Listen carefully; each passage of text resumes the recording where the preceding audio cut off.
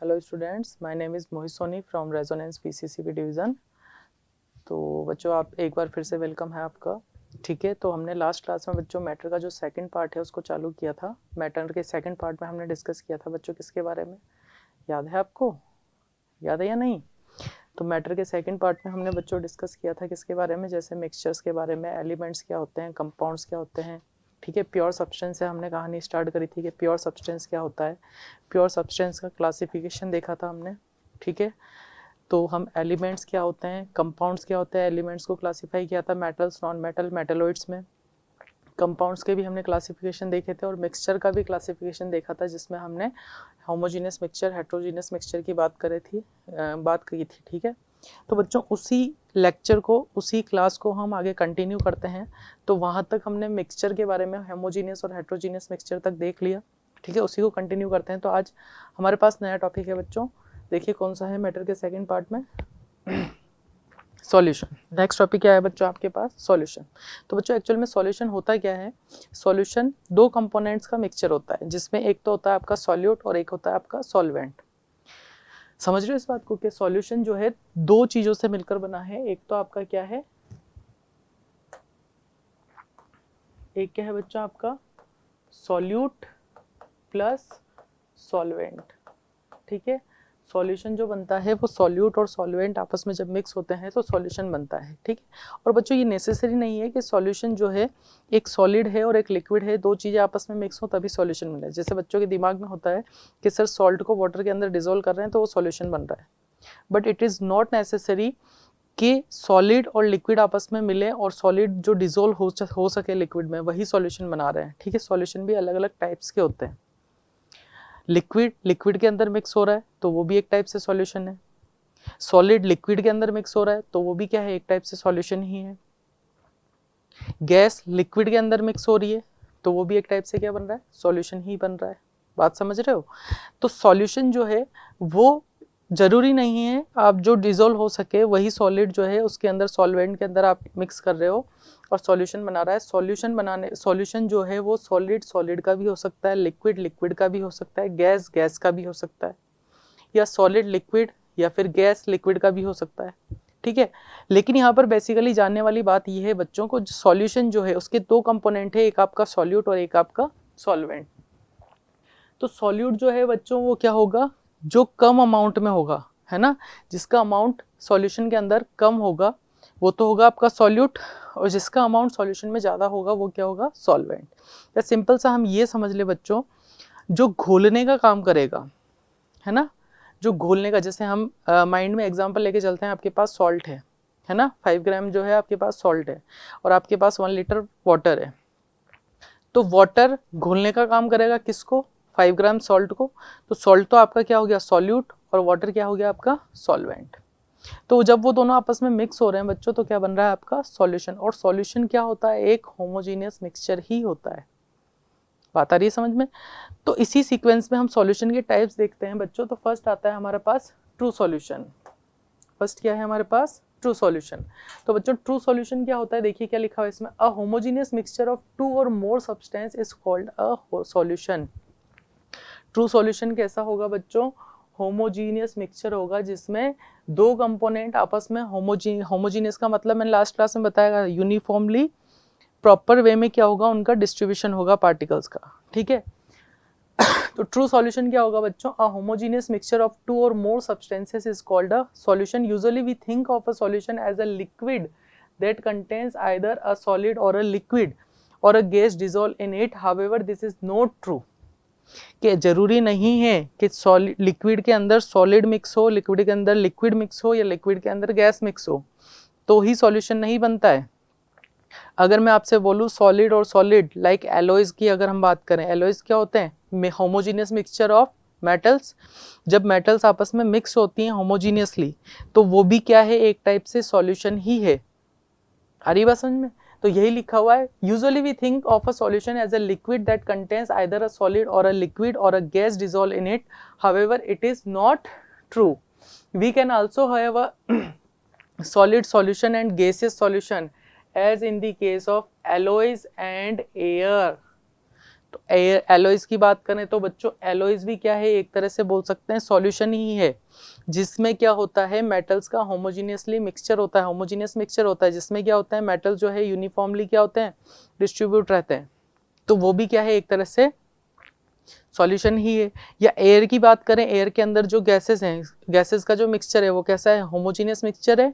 तो एयर जो है वो भी एक तरह से क्या है, सॉल्यूशन ही, जिसके अंदर गैसेस और गैसेस मिक्स हैं। सॉल्यूट भी गैस है और आपका सॉल्वेंट भी क्या है, गैस है। क्लियर। आगे देखिए कंपोनेंट्स ऑफ सॉल्यूशन की अगर हम बात करें तो अभी मैंने बताया बच्चों आपके पास जो सॉल्यूशन होते हैं उसके बेसिकली दो कंपोनेंट्स होते हैं। और ये कैसा मिक्सचर होता है आपका, होमोजीनियस सॉल्यूशन होता है। दो कंपोनेंट होते हैं, एक तो आपका होता है कौन सा, सॉल्वेंट। सॉल्वेंट कौन सा होगा बच्चों, प्रेजेंट इन लार्ज प्रोपोर्शन, जो सॉल्यूशन के अंदर ज्यादा क्वांटिटी में होगा वो होगा आपका सॉल्वेंट। और जो कम क्वांटिटी में, जैसे एग्जांपल दे रखा है बच्चों यहाँ पर copper sulphate in water. Copper sulphate का बच्चा फॉर्मूला होता है CuSO4। तो कॉपर सल्फेट वाटर के अंदर डिसोल्व है, तो वाटर क्या है यहाँ पर, सॉल्वेंट, और कॉपर सल्फेट क्या है बच्चों यहाँ पर, सॉल्यूट। सिमिलरली पेंट्स की अगर हम बात करें, ठीक है, इसके अंदर जो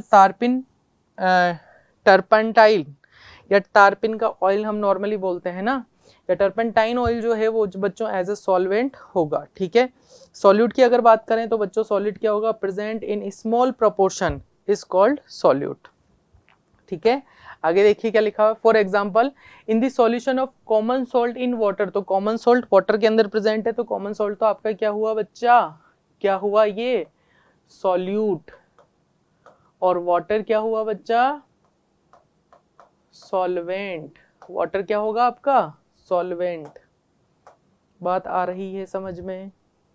ठीक है। आगे देखिए नेक्स्ट आपके लिखा हुआ example, similarly in carbonated drinks soda water जो आपकी कोल्ड ड्रिंक्स वगैरह आप पीते हो, ठीक है, उसके अंदर carbon dioxide gas as a क्या है बच्चों, सॉल्यूट। और जो लिक्विड है वो आपका क्या है, सॉल्वेंट। तो वो भी एक तरह से क्या है बच्चों, आपका सॉल्यूशन है। Is it clear. आगे देखिए अगर ट्रू सॉल्यूशन, बच्चों ये इंपॉर्टेंट है, ट्रू सॉल्यूशन से रिलेटेड जो प्रॉपर्टीज हैं या कैरेक्टरिस्टिक्स हैं वो आपको याद होने चाहिए। फर्स्ट प्रॉपर्टी की अगर हम बात करें बच्चों, तो ट्रू सॉल्यूशन हमेशा कैसा होता है, क्लियर और ट्रांसपेरेंट होता है। कैसे, जैसे मैंने बोला आपके पास ग्लास के अंदर, यानी आपके पास ग्लास है ना, कांच की ग्लास है, उसके अंदर आपके पास सपोज 2 ग्राम NaCl या हम बोलते हैं सॉल्ट को आपने ऐड किया 1 लीटर वाटर में। ठीक है। तो सॉल्ट जो है पानी के अंदर प्रॉपर्ली डिसॉल्व हो जाएगा, है ना। और ये क्या बना रहा है, एक सॉल्ट सॉल्यूशन बना रहा है।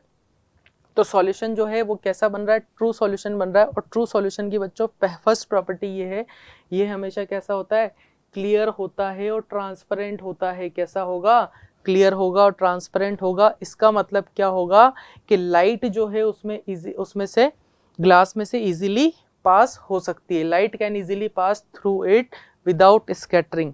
अब बच्चों समझना इसका मतलब कि यहाँ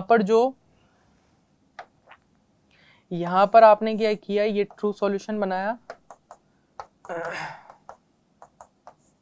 इसमें हमने मिक्स किया NaCl, मैंने आपको बोला 2 ग्राम ले लीजिए। ठीक है। इसको किस में मिक्स किया, वाटर में। चलिए 1 लीटर तो बहुत ज़्यादा हो जाएगा, आप बोलेंगे 1 लीटर सर बहुत ज़्यादा हो जाएगा। 1 लीटर ना लेके आप कितना ले लीजिए, 500 ml। ठीक है। तो बच्चों इसके NaCl यहाँ पर क्या है आपका, सॉल्यूट, और वाटर क्या है बच्चा यहाँ पर, सॉल्वेंट। ठीक है। ये इसके अंदर बच्चों जब मिक्स होगा तो ये प्रॉपर्ली मिक्स हो जाएगा। और यहाँ पर जो ये बनाएगा ये कैसा सॉल्यूशन होगा, ट्रू सॉल्यूशन। ठीक है। अब बच्चों ट्रू सॉल्यूशन की प्रॉपर्टी सबसे पहले हमने ये देख रहे हैं, ये कैसा है, क्लियर है और ट्रांसपेरेंट है। इसका मतलब ये हुआ कि बच्चों यहाँ पर NaCl के जो पार्टिकल्स हैं, है ना, NaCl के पार्टिकल्स जो हैं वो वाटर के पार्टिकल्स में प्रॉपर्ली क्या हो चुके हैं, मिक्स हो चुके हैं। होमोजीनियस मिक्सचर बना रहा है ये। कैसा मिक्सचर बना रहा है ये, होमोजीनियस मिक्सचर बना रहा है। तो इसमें से जब लाइट पास होगी बच्चों, जब लाइट पास होगी वो लाइट बिना स्कैटरिंग के सीधे सीधे कंटिन्यूअसली सीधे के सीधे क्या हो जाएगी, आर पार निकल जाएगी। तो इसका मतलब क्या हुआ, लाइट सीधे सीधे आर पार निकल रही है, इसका मतलब कोई भी स्कैटरिंग प्रोसेस यहाँ पर नहीं हो रहा है, यही बात लिखी हुई है। Light can easily pass through it without scattering. अब स्कैटरिंग कब होती बच्चों, अगर यहाँ पर देखो, समझो इस बात को, अगर यहाँ पार्टिकल्स जो हैं बड़ी बड़ी साइज के होते, सपोज पार्टिकल जो है प्रॉपरली डिसॉल्व नहीं होते, तो सनलाइट या फिर लाइट आप यहाँ पर इससे टकरा कर क्या होती, वो स्कैटरिंग इफेक्ट शो करती है ना, स्कैटर हो जाती, फैल जाती। बट यहाँ पर पार्टिकल्स प्रॉपरली जो है सॉल्वेंट के अंदर डिसॉल्व हो चुके हैं, डिसॉल्व हो जाएंगे तो यहाँ पर जो है क्या होगा, लाइट जो है वो बिना स्कैटरिंग किए कंटिन्यूसली सीधे पास हो जाएगी।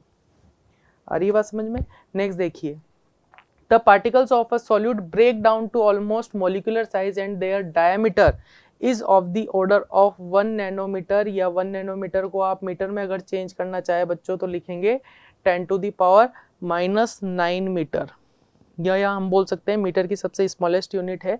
जो पार्टिकल्स का साइज है वो इतना छोटा है कि वो प्रॉपरली क्या हो गया, सॉल्वेंट के अंदर प्रॉपरली डिसॉल्व हो जाएगा, ठीक है।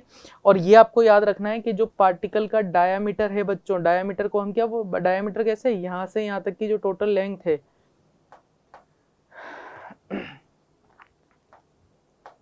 यहाँ से यहाँ तक की जो टोटल डिस्टेंस है उसको डायमीटर बोल रहे हैं। तो पार्टिकल का जो डायमीटर है वो कितना है, 1 नैनोमीटर। 1 नैनोमीटर मतलब 10⁻⁹ 1 नैनोमीटर इक्वल टू कितना है आपका, 10⁻⁹ मीटर। समझ रहे हो बच्चों, 10⁻⁹ का मतलब 10⁻⁹ का मतलब 1/10⁹ अब इसको मैं सॉल्व करूँ तो आंसर देखो 0.00000030 और 1 मीटर, यानी आप सोच सकते हो कि कितना छोटा आ रहा है ये, यानी 9 टाइम्स 0 आएंगे उसके बाद 1 लगेगा। तो इसका मतलब पार्टिकल का साइज बहुत छोटा है। आ रही बात समझ में। नेक्स्ट हम बात करें प्रॉपर्टीज की। A true solution can completely pass through a filter paper as a particle size of solute is far smaller than the size of pores of filter paper। तो बच्चों लेबोरेटरीज में फिल्टर पेपर जो use आता है, अगर उस solution को, जो हमारे पास ट्रू सॉल्यूशन है, अगर उसको फिल्टर पेपर से पास करवाया जाए तो जो पार्टिकल्स हैं वो प्रॉपर्ली फिल्टर पेपर के पोर्स जो हैं, होल जो हैं, उनमें से प्रॉपर्ली क्या होंगे, फिल्टर हो जाएंगे, क्योंकि उनके पार्टिकल्स का साइज बहुत छोटा है। नेक्स्ट हम बात करते हैं, अ true solution is homogeneous in nature.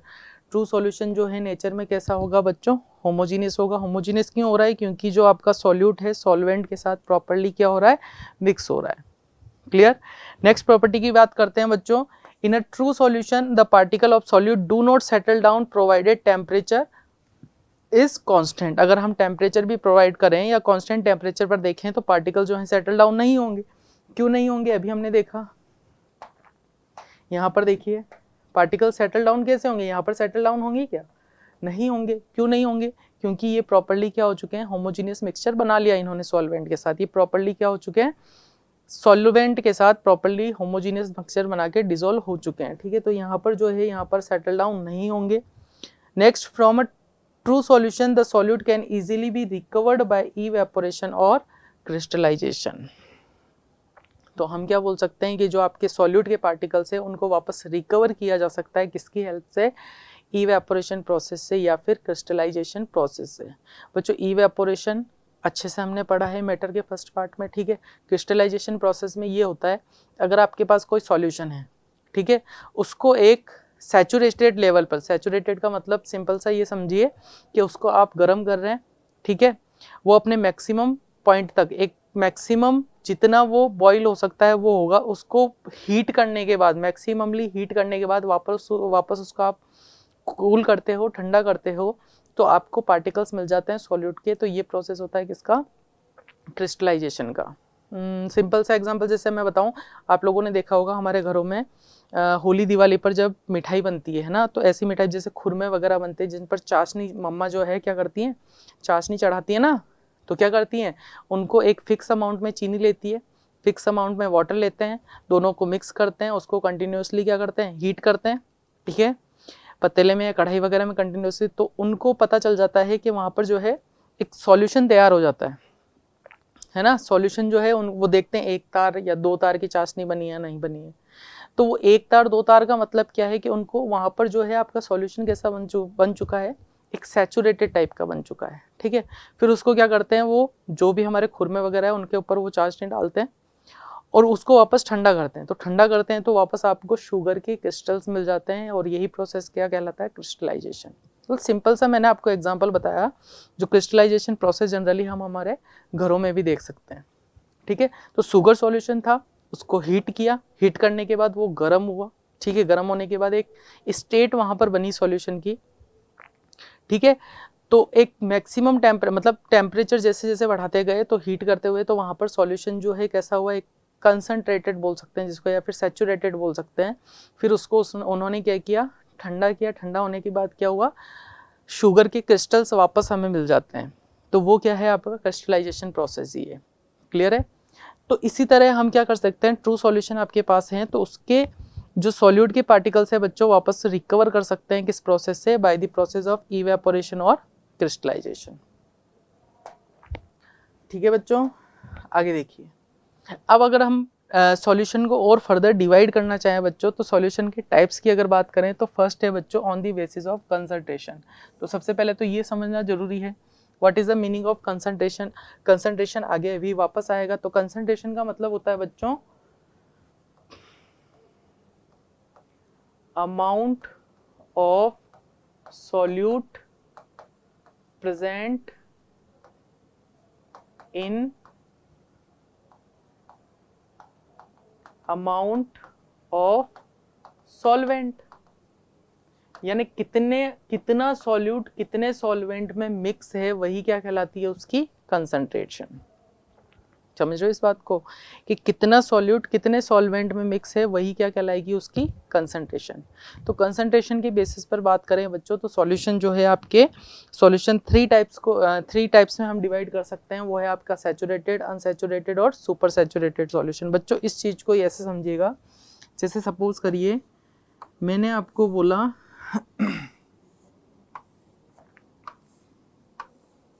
3 container है आपके पास, ठीक है। यहाँ मैंने टेम्परेचर ले लिया बच्चों सपोज 25 डिग्री सेल्सियस, और यहाँ मैंने अमाउंट फिक्स कर दिया कि वाटर आपके पास एज ए क्या है, सॉल्वेंट, और वाटर मैंने ले लिया 500 ml 500 ml, और इसके अंदर बच्चों मैंने मिक्स किया 5 ग्राम शुगर। शुगर जो है एज ए क्या होगा बच्चा, सॉल्यूट, ठीक है। तो मैंने आपसे बोला, ये कंडीशन दे दी कि इतने टेम्परेचर पर यानी 25 डिग्री सेल्सियस पर 500 ml जो वाटर है वो मैक्सिमम कितना सॉल्यूट अपने अंदर डिसॉल्व कर सकता है, 5 ग्राम 5 ग्राम। समझ रहे हो, यानी 5 ग्राम जो शुगर है ये आपके फिक्स क्वांटिटी है कि 5 ग्राम शुगर जो है 500 ml में वाटर में जो है मिक्स हो सकता है कितने टेम्परेचर पर, 25 डिग्री सेल्सियस पर। तो ये इसके साथ जब मिक्स हो रहा है तो यहाँ पर जो सॉल्यूशन बन रहा है वो है आपका सैचुरेटेड। समझ रहे हो कि ना तो 5 ग्राम से ज़्यादा है ना 5 ग्राम से कम है। 500 ml वाटर के लिए 5 ग्राम शुगर जो है सफिशिएंट है, जितना हमें चाहिए कितने टेम्परेचर पर, 25 डिग्री सेल्सियस टेम्परेचर पर। तो जो सॉल्यूशन बन रहा है वो कैसा होगा, आपका सैचुरेटेड सॉल्यूशन होगा, ठीक है। अब बच्चों सैचुरेटेड का मतलब 5 ग्राम सॉल्यूट के लिए 5 ग्राम सॉल्यूट के लिए 500 ml आपके पास सॉल्वेंट है। तो यहाँ ये इसके साथ जब मिक्स होगा, डिसोल्व होगा, तो यहाँ पर एक पॉइंट आएगा जो क्या होगा आपका सैचुरेटेड पॉइंट। ये हम बोल सकते हैं कि भाई यहाँ पर जो लेवल आ रहा है एक सैचुरेशन लेवल आ गया, कि सैचुरेशन लेवल कितना है कि 5 ग्राम शुगर जो है 500 ml वाटर में मिक्स है इतने टेम्परेचर पर, ठीक है। अब मैं आपसे बोलूं कि 5 ग्राम शुगर जो है उससे कम अमाउंट, जैसे 5 ग्राम से नीचे अगर हम चलें तो 4 ग्राम 3 ग्राम 2 ग्राम 1 ग्राम, मतलब 5 ग्राम से सैचुरेशन लेवल से कम पॉइंट तक, सैचुरेशन लेवल से कम लेवल तक आप जितना मिक्स कर सको उतना सॉल्यूट तो है, उतना सॉल्यूट जो है आपका 500 ml वाटर में क्या हो जाएगा, मिक्स हो जाएगा। समझ रहे हो, जब आप सॉल्यूट का अमाउंट सैचुरेशन लेवल से कम तक मिक्स कर रहे हो तो इतने फिक्स टेम्परेचर पर 25 डिग्री सेल्सियस पर ये अपने अंदर जो है सॉल्यूट को डिसॉल्व कर लेगा। तो जो सॉल्यूशन मिलेगा आपको वो कैसा होगा बच्चा, अनसैचुरेटेड। तो जो सॉल्यूशन होगा वो कैसा होगा, अनसैचुरेटेड। अब नहीं, अब मैं चाहता हूं कि नहीं 5 ग्राम नहीं, मैं तो यहाँ पर 7 ग्राम या मतलब 7 ग्राम ही लेके चल रहे, 7 या 8 ग्राम जो है इतना सॉल्यूट इसके अंदर मिक्स हो, यानी सैचुरेशन लेवल से भी ज़्यादा लेवल पर मुझे सॉल्यूट इसको मिक्स करना है। और हमारे पास वाटर कितना है, 500 ml ही है ना। 500 ml वाटर के अंदर, सॉल्वेंट के अंदर मैं चाहता हूँ कि जो सैचुरेशन लेवल है उससे भी ज़्यादा अमाउंट में जो है सॉल्यूट इसके अंदर मिक्स हो। तो इसको मिक्स करने के लिए, क्योंकि यहाँ पर सैचुरेशन लेवल तो आ चुका है, सैचुरेशन लेवल हमारे पास क्या है, सैचुरेशन लेवल तो हमारे पास यही है कि भाई 5 ग्राम जो शुगर है वो 500 ml में डिजोल्व हो रहा है, ठीक है। इससे ज़्यादा अमाउंट में अगर आपको सॉल्यूट डिजोल्व करना है तो इसके लिए आपको टेम्परेचर क्या करना पड़ेगा, बढ़ाना पड़ेगा। यानी 25 डिग्री सेल्सियस जो टेम्परेचर था, इससे टेम्परेचर आपको सपोज कहाँ तक ले गए, 40 डिग्री सेल्सियस ले गए, टेम्परेचर आपने इंक्रीज किया। तो टेम्परेचर इंक्रीज करेंगे तब जाके आपका क्या होगा, सैचुरेशन लेवल से ज़्यादा जो सॉल्यूट है वो मिक्स होगा सॉल्वेंट में। तो ये जो सॉल्यूशन बनेगा वो होगा आपका बच्चों कैसा, सुपर सैचुरेटेड। ये जो सॉल्यूशन होगा वो कैसा होगा, सुपर। सिंपल सी बात, सैचुरेटेड सॉल्यूशन, फिक्स सॉल्यूट और फिक्स सॉल्वेंट, और टेम्परेचर भी कितना है अपने पास, फिक्स। तो जो सॉल्यूशन बन रहा है वो आपका कैसा है, सैचुरेटेड सॉल्यूशन। अगर सैचुरेशन लेवल से कम लेवल तक आप सॉल्यूट मिक्स कर रहे हो तो वो अपने अंदर डिसॉल्व कर लेगा, क्योंकि उसके सैचुरेशन लेवल से कम है। सैचुरेशन लेवल जो है उससे कम अमाउंट में सॉल्यूट मिक्स कर रहे हो तो वो प्रॉपर्ली उतने ही टेम्परेचर पर क्या होगा, मैक्सिमम अमाउंट में सॉल्यूट अपने अंदर डिसॉल्व कर लेगा। तो वो कैसा होगा, अनसैचुरेटेड। सुपर सैचुरेटेड, तो सैचुरेशन लेवल से भी अगर आप ज़्यादा अमाउंट में सॉल्यूट आप इसमें डिसॉल्व करना चाह रहे हो तो चाहोगे तो क्या होगा, उसके लिए आपको टेम्परेचर इंक्रीज करना पड़ेगा, देन जो सॉल्यूशन बनेगा वो आपका कैसा होगा बच्चा, super saturated solution. Is it clear. तो यहाँ पर देखिए क्या लिखा हुआ है सैचुरेटेड सॉल्यूशन में, a solution which at a given temperature dissolve as much solute as it is capable of dissolving, यानी जितनी उसकी कैपेबिलिटी है उतना वो डिसॉल्व करेगा। तो आपका सॉल्यूशन जैसे 500 ml वाटर जो है, मैंने बोला कि भाई उसकी कैपेसिटी है 5 ग्राम जो है शुगर को डिसॉल्व करने की, ये एज ए एग्जाम्पल लिया आपको समझाने के लिए। तो इतनी इसकी कैपेसिटी है, इतना डिसॉल्व कर लेगा, तो आपका सॉल्यूशन होगा वो कैसा होगा, सैचुरेटेड सॉल्यूशन। क्लियर है। Unsaturated solution when the amount of solute contained in a solution is less than, समझ रहे हो कि सैचुरेशन लेवल से कम लेवल तक, तो आपका सॉल्यूशन जो बनेगा वो अनसैचुरेटेड सॉल्यूशन होगा। सुपर सैचुरेटेड सॉल्यूशन क्या हुआ, a solution which contain more the solute required to make a saturated solution by increasing temperature is, आ गया वर्ड यहाँ पर, by increasing temperature is called a super saturated solution. Clear है बच्चों, ठीक है बच्चों। तो हमने यहाँ पर डिस्कस किया जो सॉल्यूशन का टाइप है, जैसे आपके पास टाइप ऑफ सॉल्यूशन में on the basis of concentration, तो कंसंट्रेशन के बेसिस पे हमने देखा what is the meaning of concentration, amount of solute present in amount of solvent, ठीक है। तो कंसंट्रेशन के बेसिस पे हमारे पास saturated, unsaturated and super saturated solution, ठीक है। नेक्स्ट देखते हैं बच्चों आगे क्या है। नेक्स्ट हमारे पास सेकंड जो है क्लासिफिकेशन हमारे पास सॉल्यूशन का, किस बेसिस पे बच्चों, on the basis of solvent. किसके बेसिस पर, सॉल्वेंट के। तो हमें पता है कि सॉल्यूशन जो है सॉल्यूट और सॉल्वेंट से मिलकर बना है, तो सॉल्वेंट के बेसिस पर हम सॉल्यूशन को या ट्रू सॉल्यूशन को कैसे डिवाइड कर सकते हैं या कैसे क्लासीफाई कर सकते हैं बच्चों। फर्स्ट लिखा हुआ है आपके पास एक्वस सॉल्यूशन। तो जहाँ पर एक्वा वर्ड आ जाए ना बच्चों, एक्वस लिखा जाए, इसका मतलब समझ जाइए आपके पास जो सॉल्वेंट है वो क्या है, आपका वाटर है। बात आ रही समझ में, यानी जो आपका सॉल्यूट है वो अगर वाटर में मिक्स होकर कोई सॉल्यूशन तैयार कर रहा है या तो सॉल्यूशन बना रहा है, उसको हम क्या बोलेंगे, एक्वस सॉल्यूशन। देखो क्या लिखा हुआ है बच्चों इसमें, the solution obtained by dissolving various substances in water. तो यहाँ पर एज अ सॉल्वेंट क्या होगा बच्चों, आपके पास वाटर होगा। वाटर के साथ अगर वेरियस सब्सटेंस आपस में मिक्स हो रहे हैं यानी उसमें डिसॉल्व हो रहे हैं, तो वहाँ पर वेरियस सब्सटेंस जो है एज अ वर्क करेंगे सॉल्यूट, एंड वाटर जो होगा वो आपका क्या होगा, सॉल्वेंट। क्लियर है? तो उस सॉल्यूशन को हम क्या बोलेंगे बच्चों, एक्वस सॉल्यूशन। ठीक है, लाइक कॉमन एग्जांपल्स इसमें दे रखे हैं आपके, लाइक कॉमन सॉल्ट सॉल्ट का फॉर्मूला क्या होता है बच्चों, NaCl प्लस H2O। जैसे वाटर में आपने क्या डिसॉल्व किया, सॉल्ट को, ठीक है, सोडियम क्लोराइड को, तो यहाँ पर NaCl क्या होगा बच्चों, सॉल्यूट होगा, H2O क्या होगा यहाँ पर, वाटर। तो हम बोलेंगे कि वो जो सॉल्यूशन प्रिपेयर हुआ है, जो रेडी हुआ है, वो आपका कैसा है, एक्वस सॉल्यूशन है। Clear? Next, sugar dissolve in water तो भी कैसा है, aqueous solution. Acetic acid dissolve in water तो भी कैसा है, एक्वस सॉल्यूशन। क्लियर है? सिंपल सा मीनिंग है, एक्वस सॉल्यूशन मीन्स क्या होगा, सॉल्वेंट जो होगा आपका क्या होगा, वाटर होगा। ठीक है, अब इसी का अपोजिट कर दें, नॉन एक्वस सॉल्यूशन। तो नॉन एक्वस सॉल्यूशन में क्या होगा, सॉल्वेंट अगर पानी के अलावा दूसरा कोई सब्सटेंस है ना, वाटर के अलावा कोई दूसरा सब्सटेंस है एज ए सॉल्वेंट, तो उसको हम बोलेंगे नॉन एक्वस सॉल्यूशन। तो देखिए, the solutions obtained by dissolving the substances in liquids other than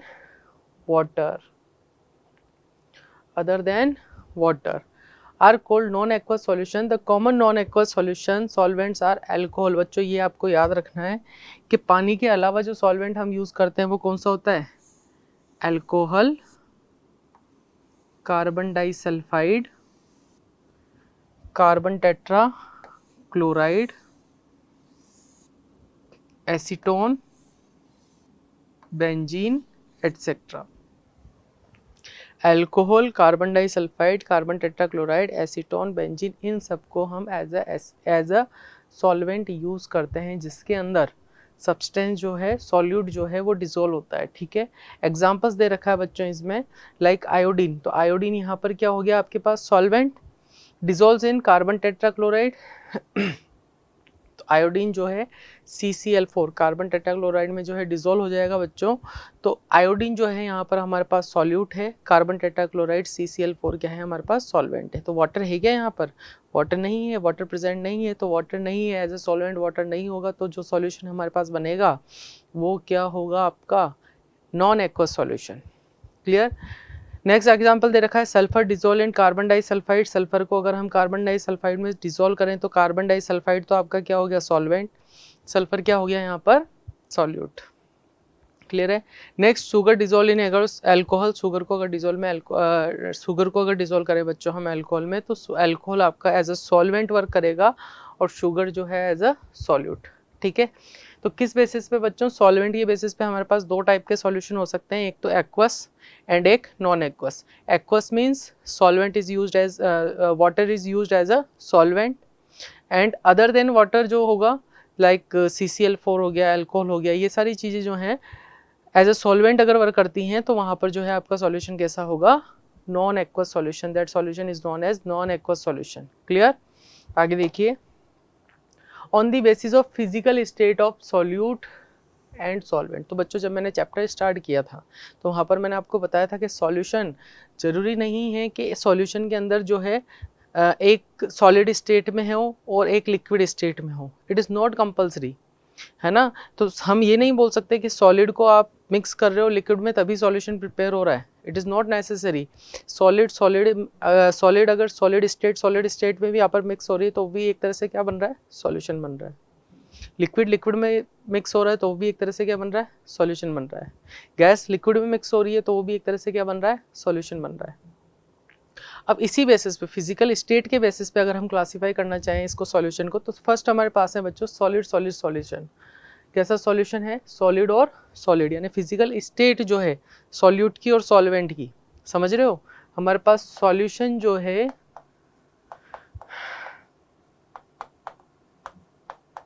solute plus solvent से मिलकर बनेगा। ठीक है, तो ये सॉल्यूट है, इसकी फिजिकल स्टेट भी बच्चों कैसी होगी आपकी, सॉलिड, और ये भी कौन सी फिजिकल स्टेट में होगा बच्चों, सॉलिड स्टेट में होगा। ठीक है, जैसे हम देखते हैं एलॉयज जो होते हैं हमारे, एलॉयज जो है होमोजेनियस मिक्सचर ऑफ मेटल्स बोलते हैं ना, तो एलॉयज जो होते हैं उनके अंदर एलॉयज भी एक तरह से क्या है बच्चों, सॉल्यूशन ही है, जिसमें दो या दो से ज़्यादा मेटल्स जो हैं कौन सी स्टेट में होती हैं आपकी, सॉलिड स्टेट में। तो देखिए, all alloys are solid solutions of metal. जो एलॉयज होते हैं वो कैसे होते हैं, सॉलिड सॉल्यूशंस होते हैं, किसके, मेटल्स के। लाइक यहाँ पर एग्जांपल दे रखा है, brass is a solid solution approximately. अब देखिए इसमें बच्चों, ब्रास के अंदर क्या होता है आपका, 30% तो होता है जिंक एंड 70% क्या होता है बच्चों आपका, कॉपर। तो अगर मैं यहाँ पर देखूं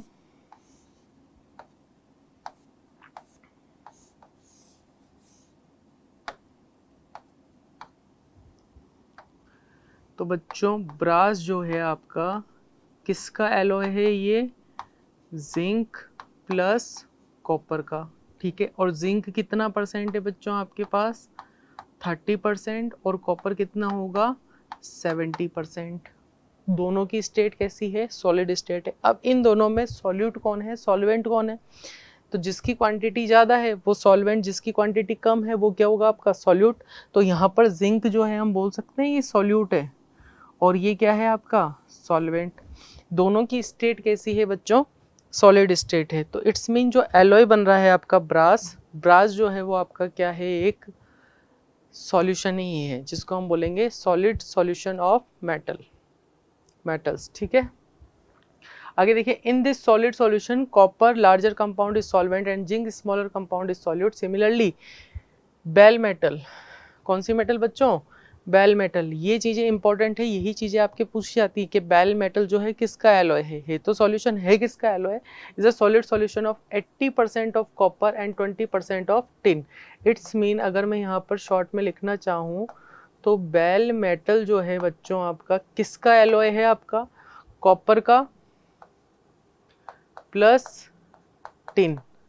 इट्स मीन कॉपर जो है, टिन का सिंबल होता है बच्चों Sn, ठीक है।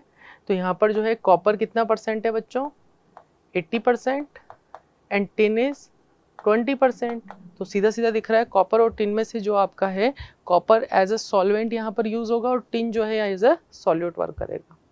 क्लियर है। तो सॉल्यूशन में फिजिकल स्टेट के बेसिस पे हम देखें बच्चों तो सॉलिड सॉलिड सॉल्यूशन में सॉल्यूट भी आपका सॉलिड स्टेट में होगा, लिक्विड सॉरी सॉल्वेंट भी आपका किस स्टेट में होगा, सॉलिड। अब आप बोलोगे सर सॉलिड सॉलिड को मिक्स कैसे करेंगे, अगर अरे इन मेटल्स को क्या किया जाता है बच्चों, मेल्ट करके, है ना, ये एक फिक्स मेल्टिंग पॉइंट पर मेल्ट होंगी, मेल्ट करके इनको आपस में मिक्स कर देते हैं, होमोजीनियस मिक्सचर बना देते हैं। तो यहाँ पर मिक्स करेंगे तो आपके पास जो नई मेटल आएगी, है ना, वो उसको हम क्या बोल रहे हैं, एलॉय।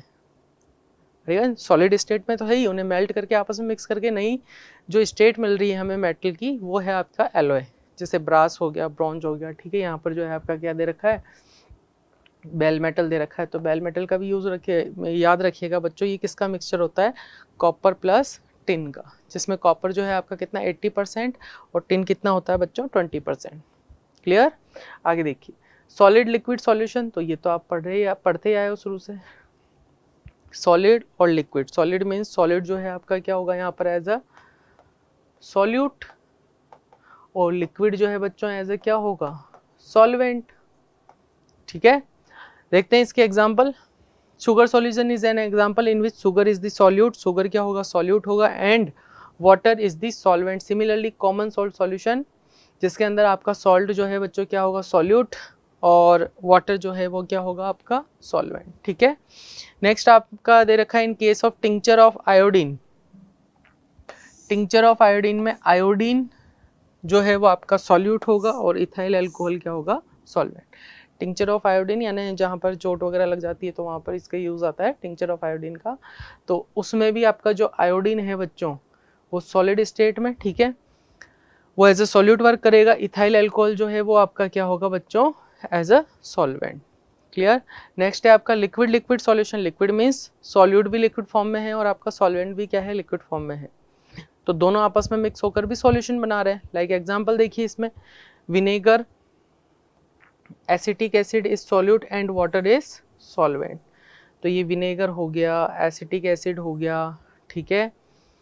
जैसे हम लेमन ये नींबू पानी बनाते हैं, लेमन वाटर बनाते हैं, तो ये भी एक तरह से क्या है, लेमन जो है वो भी लिक्विड स्टेट में, लेमन का जूस, ठीक है, और उसको आप वाटर के अंदर डिजोल्व कर रहे हैं तो वो भी एक तरह से क्या है आपका लिक्विड लिक्विड का सॉल्यूशन ही बन रहा है। सिमिलरली विनेगर हो गया, एसिटिक एसिड हो गया, ये वाटर के साथ डिजोल्व कर रहे हैं तो वाटर भी लिक्विड स्टेट में, ये भी लिक्विड स्टेट में, दोनों मिक्स होंगे तो क्या बनेगा आपका लिक्विड लिक्विड सॉल्यूशन बनेगा।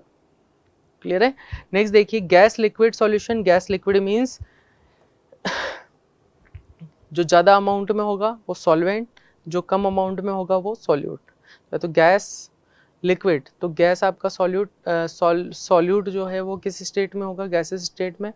सॉल्वेंट जो होगा आपका लिक्विड स्टेट में। जैसे हम बात करें एरेटेड ड्रिंक्स जो होती हैं या कोल्ड ड्रिंक्स वगैरह होती हैं, ठीक है, तो उसको आप जैसे ही ओपन करते हो, जैसे ही खोलते हो, तो उसमें से गैस की आवाज़, गैस लीक होने की आवाज़ आती है ना। कौन सी गैस होती है वो? CO2, कार्बन डाइऑक्साइड गैस, ठीक है। तो वो गैस जो है लिक्विड के अंदर क्या है, मिक्स है, ठीक है, हाईली प्रेशराइज किया हुआ है उस पर। तो जैसे ही आप प्रेशर रिलीज करते हो तो उसमें से गैस जो है बाहर आएगी, ठीक है। तो वहां पर जो है आपका CO2 जो है उसके अंदर गैस जो है लिक्विड के अंदर में से मिक्स है। तो कैसा सॉल्यूशन है बच्चों? वो gas liquid solution, it is a gas liquid solution. तो in case of aerated drinks like soda water, carbon dioxide is the solute and water is the solvent। Clear है? चले आगे। आगे देखिए बच्चों गैस सॉल्यूशन। तो यहाँ पर वापस वही बात है कि सॉल्यूशन जरूरी नहीं सॉलिड और लिक्विड का ही हो, गैस और गैस आपस में जो है मिक्स होकर भी क्या बनाती हैं, सॉल्यूशन बनाती है। लाइक एग्जांपल है एयर की, अगर हम बात करें तो एयर कैसा है बच्चों? एक होमोजीनियस मिक्सचर है of two or more gases. यहाँ पर बच्चों मोर है ना, to or more gases, that is 78%, जिसमें अच्छा सॉरी यहाँ पर जो है, यहाँ पर तो है मतलब गैसेस का मिक्सचर तो है, लेकिन मेन गैसेस कौन सी हैं आपकी इसमें? 78% तो आपकी क्या है बच्चों? नाइट्रोजन है, ठीक है, और 21% आपका क्या है? ऑक्सीजन। तो 78% नाइट्रोजन एंड 21% ऑक्सीजन। तो दोनों की केस में पता चल रहा है आपको सॉल्वेंट कौन सा है और सॉल्यूट कौन सा है। जो कम अमाउंट में है वो सॉल्यूट, जो ज़्यादा अमाउंट में है वो आपका सॉल्वेंट, ठीक है। तो यहाँ पर 78% नाइट्रोजन है, तो हम क्या बोल सकते हैं? Nitrogen is a solvent and oxygen is a solute. तो ऑक्सीजन यहाँ पर क्या होगा आपके पास? सॉल्यूट होगा। क्लियर है ये चीज? तो एयर की हम बात करें तो एयर के अंदर बच्चों जो गैसेस का मिक्सचर तो है, लेकिन ज़्यादा मेन अमाउंट में जो है वो आपका नाइट्रोजन और ऑक्सीजन। कितना परसेंट नाइट्रोजन है, कितना परसेंट ऑक्सीजन है, आपके सामने लिखा हुआ है 78%। अगर हम बात करें बच्चों तो आपकी क्या होगी? नाइट्रोजन। इट्स मीन यहाँ पर नाइट्रोजन जो है एज ए क्या होगा? एज ए क्या होगा बच्चों? सॉल्वेंट। क्या होगा? सॉल्वेंट। और 21% जो ऑक्सीजन है वो एज अ सॉल्यूट यहाँ पर होगी, जब आपके पास सॉल्यूशन होगा किसका? गैसेस का। क्लियर है बच्चों? आगे देखिए हम सॉल्यूशन को और कैसे, ट्रू सॉल्यूशन को और कैसे यहाँ पर क्लासिफिकेशन तो हमने देख लिया। अगर हम बात करें इनकी कंसंट्रेशन निकालने की, किसकी? अभी मैंने बताया था आपको कि हम कंसंट्रेशन का मीनिंग क्या होता है? Amount of solid present in amount of solvent, ठीक है। तो अब सॉल्यूशन की कंसंट्रेशन हम निकाल कैसे, कैलकुलेट कैसे कर सकते हैं? हमें कैसे पता चले कि भाई कितने में कितना मिक्स है, कितना सॉल्यूट कितने सॉल्वेंट में मिक्स है? तो कंसंट्रेशन को निकालने की बच्चों अलग अलग टर्म्स होती हैं। जैसे जैसे आप हायर क्लासेस में जाएंगे आपके पास कंसंट्रेशन टर्म्स बहुत सारी मिलेंगी, लेकिन यहाँ हम बेसिकली आपकी जो अदर चैप्टर्स हैं उसमें है और ज़्यादा, जैसे सॉल्यूशन वाला टॉपिक है उसमें और कंसंट्रेशन टर्म्स है, लेकिन कुछ बेसिक कंसंट्रेशन टर्म्स जो हैं आपको आपके इस चैप्टर में आपको पता होनी चाहिए। लाइक देखिए फर्स्ट हम बात करें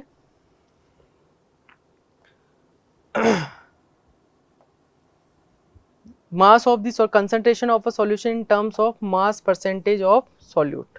तो पहले तो देखो बच्चों कंसंट्रेशन निकालने के मैं बेसिक बता देता हूँ आपको कि भाई इसके अंदर हम पढ़ने क्या वाला है, ठीक है। तो सॉल्यूशन की कंसंट्रेशन हम बेसिकली दो बेसिस पे हम निकाल सकते हैं, percentage mass by mass. Mass by mass का मतलब होगा बच्चों यहाँ पर जो है सॉल्यूट का मास, कितना सॉल्यूट का मास प्रेजेंट है मास ऑफ सॉल्वेंट में, या हम निकाल सकते हैं बच्चों percentage volume by volume. Means क्या हुआ बच्चों? कितना वॉल्यूम सॉल्यूट का प्रेजेंट है कितने वॉल्यूम सॉल्वेंट में, तो उसी को हम मल्टीप्लाई कर दें 100 से तो क्या निकल के आ जाएगा? उसका परसेंटेज, ठीक है। पहले इसमें देखिए बच्चों क्या लिखा हुआ है, इसको मैं लिख दूंगा अभी वापस।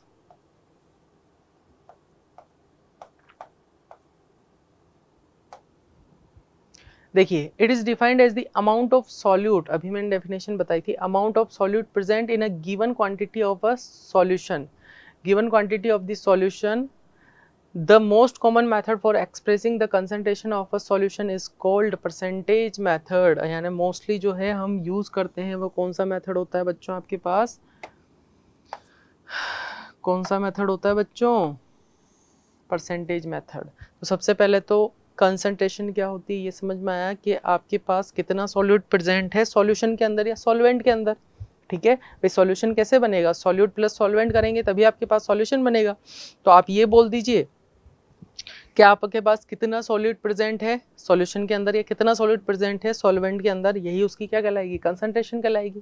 और कंसंट्रेशन को हम कैलकुलेट कर सकते हैं किस टर्म में, किस मेथड से, या तो परसेंटेज मेथड से. The concentration of solution refers to the percentage of solute present in the solution. Furthermore the percentage of solute can be express in terms of, किस टर्म में हम express कर सकते हैं बच्चों, mass of the solute and volume of the solute. यानी हम दो टर्म में इसको परसेंटेज मेथड को हम दो टर्म्स में यूज कर सकते हैं. या तो हम क्या लें, सॉल्यूट का मास लें, या हम क्या लें बच्चों, सॉल्यूट का वॉल्यूम लें. ठीक है, तो हम फर्स्ट देख रहे हैं concentration of solution in terms of mass percentage of solute. If a solution is formed by dissolving a solid solute in a liquid solvent, then the concentration of solution is expressed in terms of mass percentage. बच्चों देखो क्या लिखा हुआ है, mass percentage अगर हमें निकालना है तो हमारे पास जो सॉल्यूट है, समझना इस चीज़ को, मास परसेंटेज हमें निकालना है तो हमारे पास जो सॉल्यूट है उसका क्या पता होना चाहिए, मास. तो कितना मास सॉल्यूट का प्रेजेंट है आपके किस में, सॉल्यूशन के मास में. समझ रहे हो इस बात को, तो यही चीज लिखी हुई है. If a solution is formed by dissolving a solid solute in a liquid solvent, then the concentration of solution is expressed in terms of mass percentage of solute and is defined as under.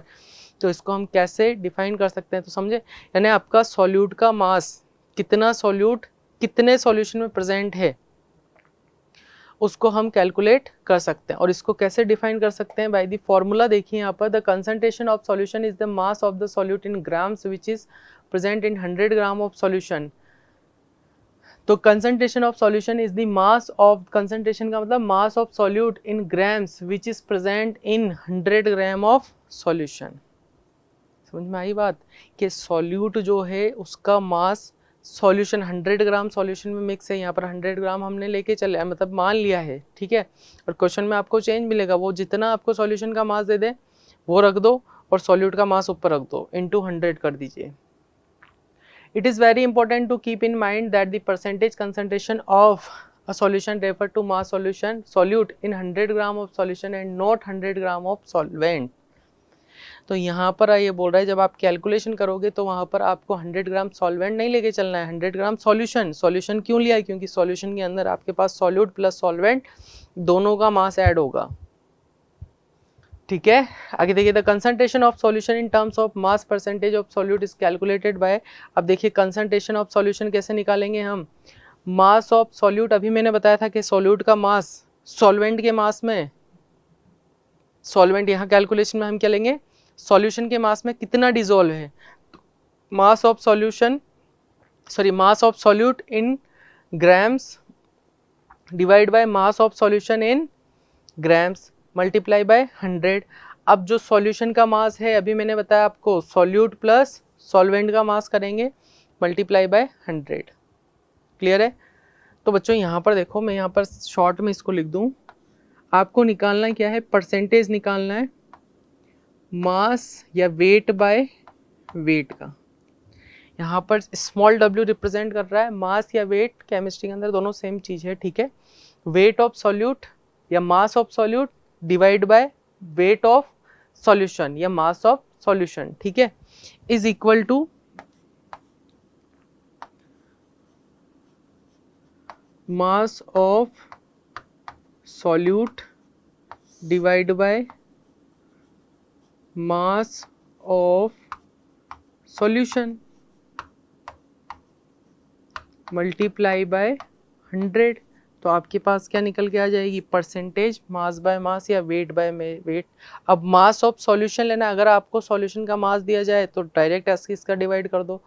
अगर आपको solute और solvent की form में दिया जाए तो solute का मास और सॉल्वेंट का मास ऐड कर दीजिए, तो आपके पास क्या आ जाएगा, मास ऑफ सॉल्यूशन। क्लियर है? सिमिलरली हम निकाल सकते हैं बच्चों concentration of a solution in terms of volume percentage of solute, यानी यहाँ पर हम वॉल्यूम के, अब यहाँ पर यही चीज है।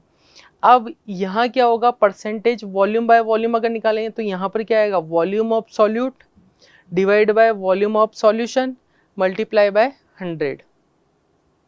अरे तो यहाँ पर क्या बोला हमने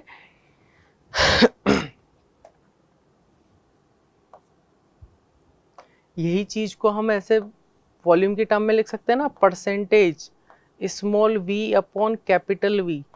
स्मॉल v किसको रिप्रेजेंट कर रहा है बच्चों, volume of solute divide by volume of solution multiply by 100। तो इस टर्म से यानी इस कंसंट्रेशन टर्म से हम निकाल सकते हैं कंसंट्रेशन, यानी सॉल्यूशन की कंसंट्रेशन निकाल सकते हैं बच्चों इन टर्म्स ऑफ वॉल्यूम। इसमें क्या लिखा हुआ है बच्चों, if a solution is formed by dissolving a liquid solute. अब वॉल्यूम में दे रखा है, इसका मतलब आपका सॉल्यूट कैसा होगा, liquid in a liquid solvent, और सॉल्वेंट कैसा होगा, liquid, then the concentration of the solution is expressed in terms of volume percentage. तो इसको किसकी टर्म्स में हम एक्सप्रेस करेंगे बच्चों, वॉल्यूम की, वॉल्यूम परसेंटेज की टर्म में। अब यहाँ पर the concentration of solution is the volume of the solution millilitres which is present in 100 millilitre of a solution. तो ml जिसको हम बोलते हैं कि आपके पास जो वॉल्यूम होगा बच्चों किस में होगा, ml में होगा, और वॉल्यूम ऑफ सॉल्यूशन भी ml में होगा। तो सॉल्यूशन का कैसे करेंगे, सॉल्यूट प्लस सॉल्वेंट का वॉल्यूम। ठीक है, नोट लगा के वापस वही बात लिखी हुई है, इसका मतलब 100 ml सॉल्यूशन लेना है हमें, 100 ml सॉल्वेंट नहीं लेना है। ठीक है, यानी हम डिवाइड जो करेंगे बच्चों वॉल्यूम ऑफ सॉल्यूशन करेंगे, वॉल्यूम ऑफ सॉल्वेंट नहीं करेंगे। बच्चों यही बच्चे जो है यही गलती करते हैं, यहाँ पर जो है वॉल्यूम ले लेते हैं सॉल्वेंट का और उनका आंसर आ जाता है गलत। तो सॉल्वेंट का वॉल्यूम नहीं लेना है हमें, किसका वॉल्यूम लेना है बच्चों, सॉल्यूशन का। सॉल्वेंट दे रखा है तो आप ऐड कर दीजिए सॉल्यूट के वॉल्यूम में, तो आपके पास सॉल्यूशन का वॉल्यूम आ जाएगा। ठीक है, द कंसंट्रेशन ऑफ सॉल्यूशन, इसको हम कैसे लिख सकते हैं, तो आपके पास लिखा हुआ है concentration of solution in terms of percentage V by V volume of solute divide by volume of solution.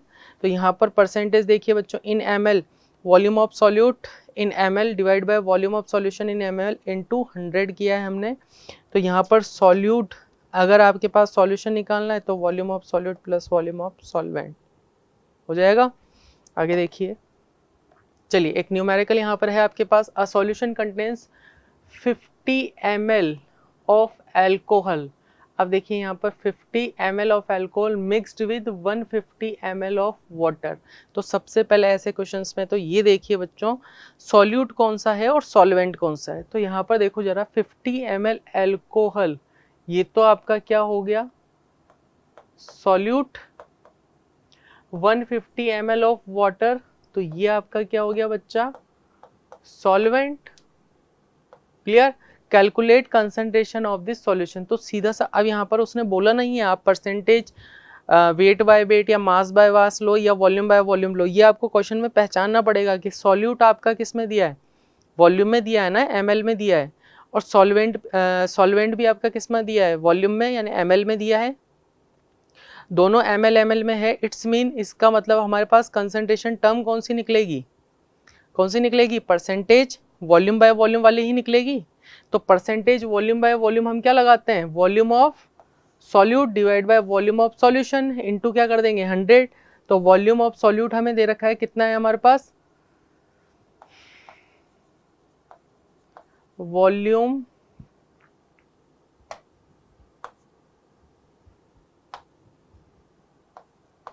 Volume of solute कितना दे रखा है बच्चों आपके पास 50 ml 50 ml, और वॉल्यूम ऑफ सॉल्यूशन दे रखा है क्या, वॉल्यूम ऑफ सॉल्यूशन नहीं दिया है हमें, सॉल्वेंट का वॉल्यूम दिया है। तो सॉल्यूशन का कितना होगा 50 प्लस 150 कितना हो जाएगा बच्चों आपके पास 200, तो 50 में 200 का डिवाइड कर दीजिए, मल्टीप्लाई बाय 100 कर दीजिए, तो यहाँ पर जो है परसेंटेज निकल के आ जाएगी 25%। क्लियर है, सीधा सा क्वेश्चन है। और इसको लिखना किस वे में है, तो ये आपके पास एक पूरा फॉर्मेट है। क्लियर है।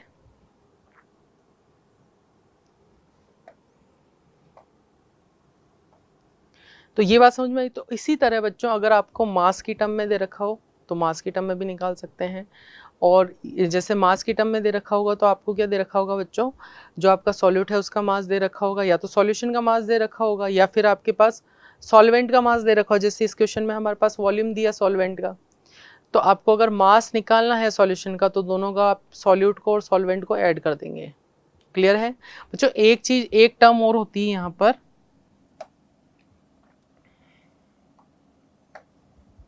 देखो फर्स्ट तो बच्चों हमने इसको एक बार रिमाइंड करवा देता हूं मैं। फर्स्ट हमने निकाला percentage W by W, it's mean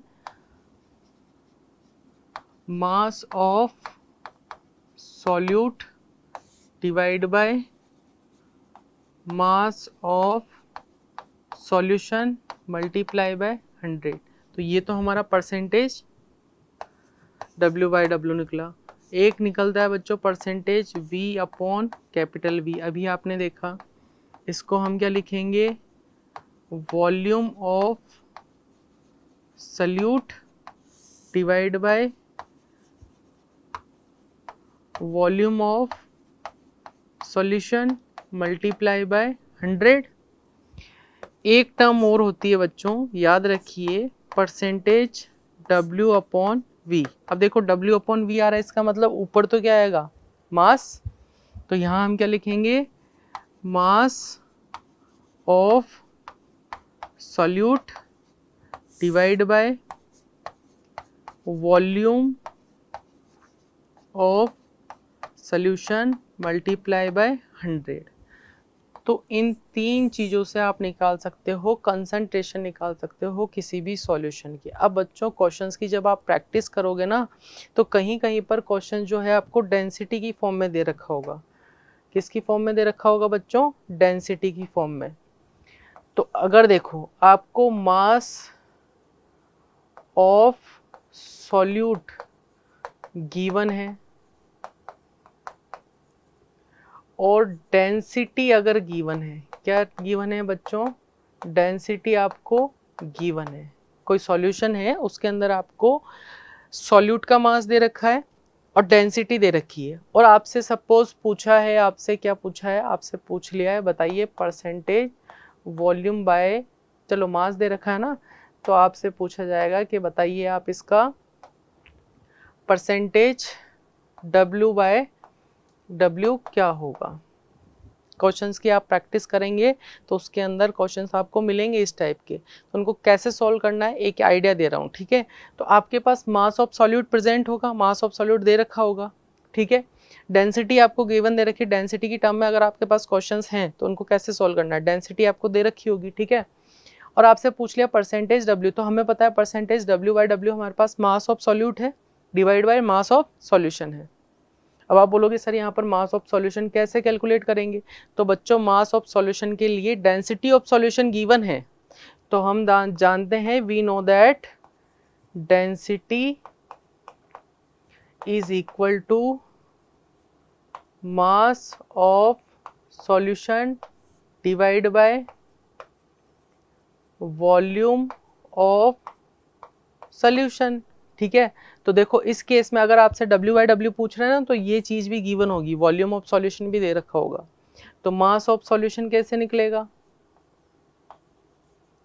mass of solution is equal to हम कर देंगे बच्चों density of solution multiply by volume of solution.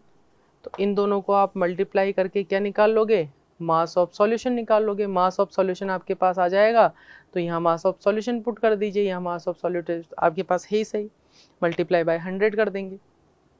Clear है ये चीज। सिमिलरली इसी तरह अगर आपको वॉल्यूम के केस में दे रखा है, डेंसिटी दे रखी हो, है ना, तो अगर डेंसिटी आपके पास है, डेंसिटी क्वेश्चन में दे रखी है, तो इस केस में आपके पास अगर वॉल्यूम ऑफ सॉल्यूशन अगर आपको दे रखा हो, है ना, अगर देखो डेंसिटी अगर वॉल्यूम W/V पूछेगा ना अगर, तो ये चीज आपको दे रखी होगी, ये चीज दे रखी है, तो इसको डिवाइड में लेके आ जाओ और वॉल्यूम ऑफ सॉल्यूशन आ जाएगा। क्लियर है, तो उन क्वेश्चंस में कंफ्यूज मत होइएगा। आगे देखते हैं। तो बच्चों नेक्स्ट हमारे पास है सस्पेंशन। तो सस्पेंशन भी जो है बच्चों ये सॉल्यूशन का ही टाइप है, ठीक है। जैसे ट्रू सॉल्यूशन से रिलेटेड हमने इतनी सारी चीजें पढ़ी कि ट्रू सॉल्यूशन कैसे बन रहा है। ट्रू सॉल्यूशन का मेन ये था कि ट्रू सॉल्यूशन कैसा था बच्चों, होमोजीनियस मिक्सचर था। कैसा था हमारे पास, होमोजीनियस। और ट्रू सॉल्यूशन के हमने बहुत सारे टाइप्स भी पढ़े, है ना, कंसंट्रेशन के बेसिस पर, या सॉल्वेंट आपका कैसा हो सकता है, ठीक है। तो वो सारे टाइप जो है इससे पहले थे। अब नेक्स्ट जो आपका सॉल्यूशन का टाइप है बच्चों वो है आपका सस्पेंशन। सस्पेंशन एक टाइप का सॉल्यूशन है, बट डिफरेंस क्या है कि सस्पेंशन एक तरह का क्या है, हेट्रोजीनियस मिक्सचर है। कैसा होगा बच्चों, हेट्रोजीनियस। जैसे मैं आपसे बोलूं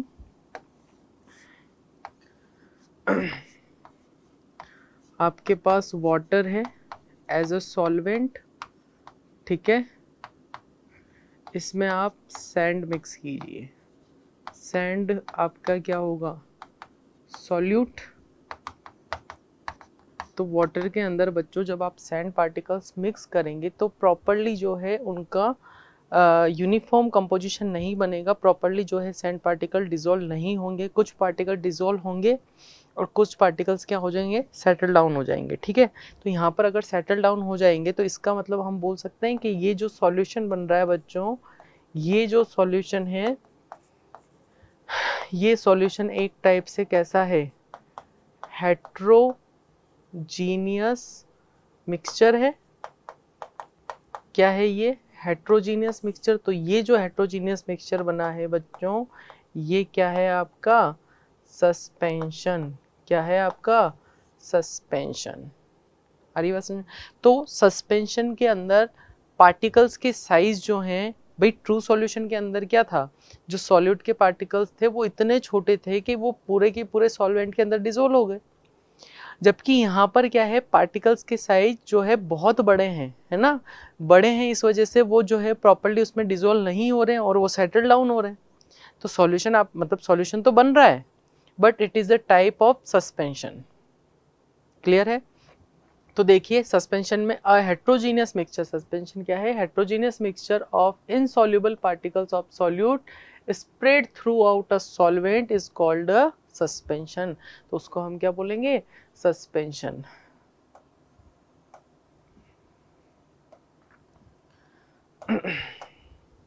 The particle size in suspension is more than 10 to the power -5। अच्छा -5 उधर आ गया है, तो बच्चों याद रखिएगा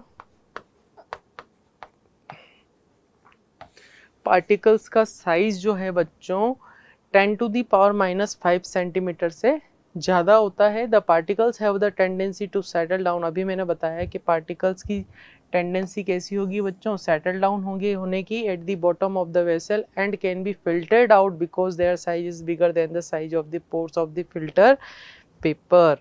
तो मैंने अभी जैसे आपको ये एग्जांपल बताया, तो अगर मैं आपसे बोलूँ कि इस सॉल्यूशन को आप क्या फिल्टर पेपर से फिल्टर कर सकते हैं, बिल्कुल कर सकते हैं। सॉल्यूट के पार्टिकल्स अलग हो जाएंगे क्योंकि उनके पार्टिकल्स का साइज जो है ज़्यादा है, ठीक है। अगर मैं ट्रू सॉल्यूशन की अगर बात करता तो ट्रू सॉल्यूशन जो है फिल्टर पेपर से हम सॉल्यूट के पार्टिकल्स को सेपरेट नहीं कर सकते क्योंकि उनके पार्टिकल्स का साइज इतना छोटा है कि वो फिल्टर पेपर के जो पोर्स हैं उसमें से भी वो बाहर निकल जाएंगे। जबकि यहाँ पर क्या है, सस्पेंशन के पार्टिकल का size compare to true solution बहुत ज़्यादा है, तो वहाँ पर जो है हम सॉल्यूट के पार्टिकल्स को इजीली सेपरेट कर सकते हैं by the process of filtration. Is it clear. आगे देखिए एग्जाम्पल्स की हम बात करें तो बच्चों muddy water in which particles of sand and clay, यही वाला example, are suspended in water. Slaked lime suspension, slaked lime बच्चों, स्लैग्ड लाइम का फॉर्मूला तो पता है ना आपको, क्या होता है, CaOH होल ट्वाइस। ये बच्चे बड़े कंफ्यूज होते हैं क्यूक लाइम में और स्लैग्ड लाइम में, तो बच्चों कंफ्यूज ना होइए। क्यूक लाइम तो होता है आपका CaO कैल्शियम ऑक्साइड, और स्लैग्ड लाइम आपका क्या होता है बच्चों,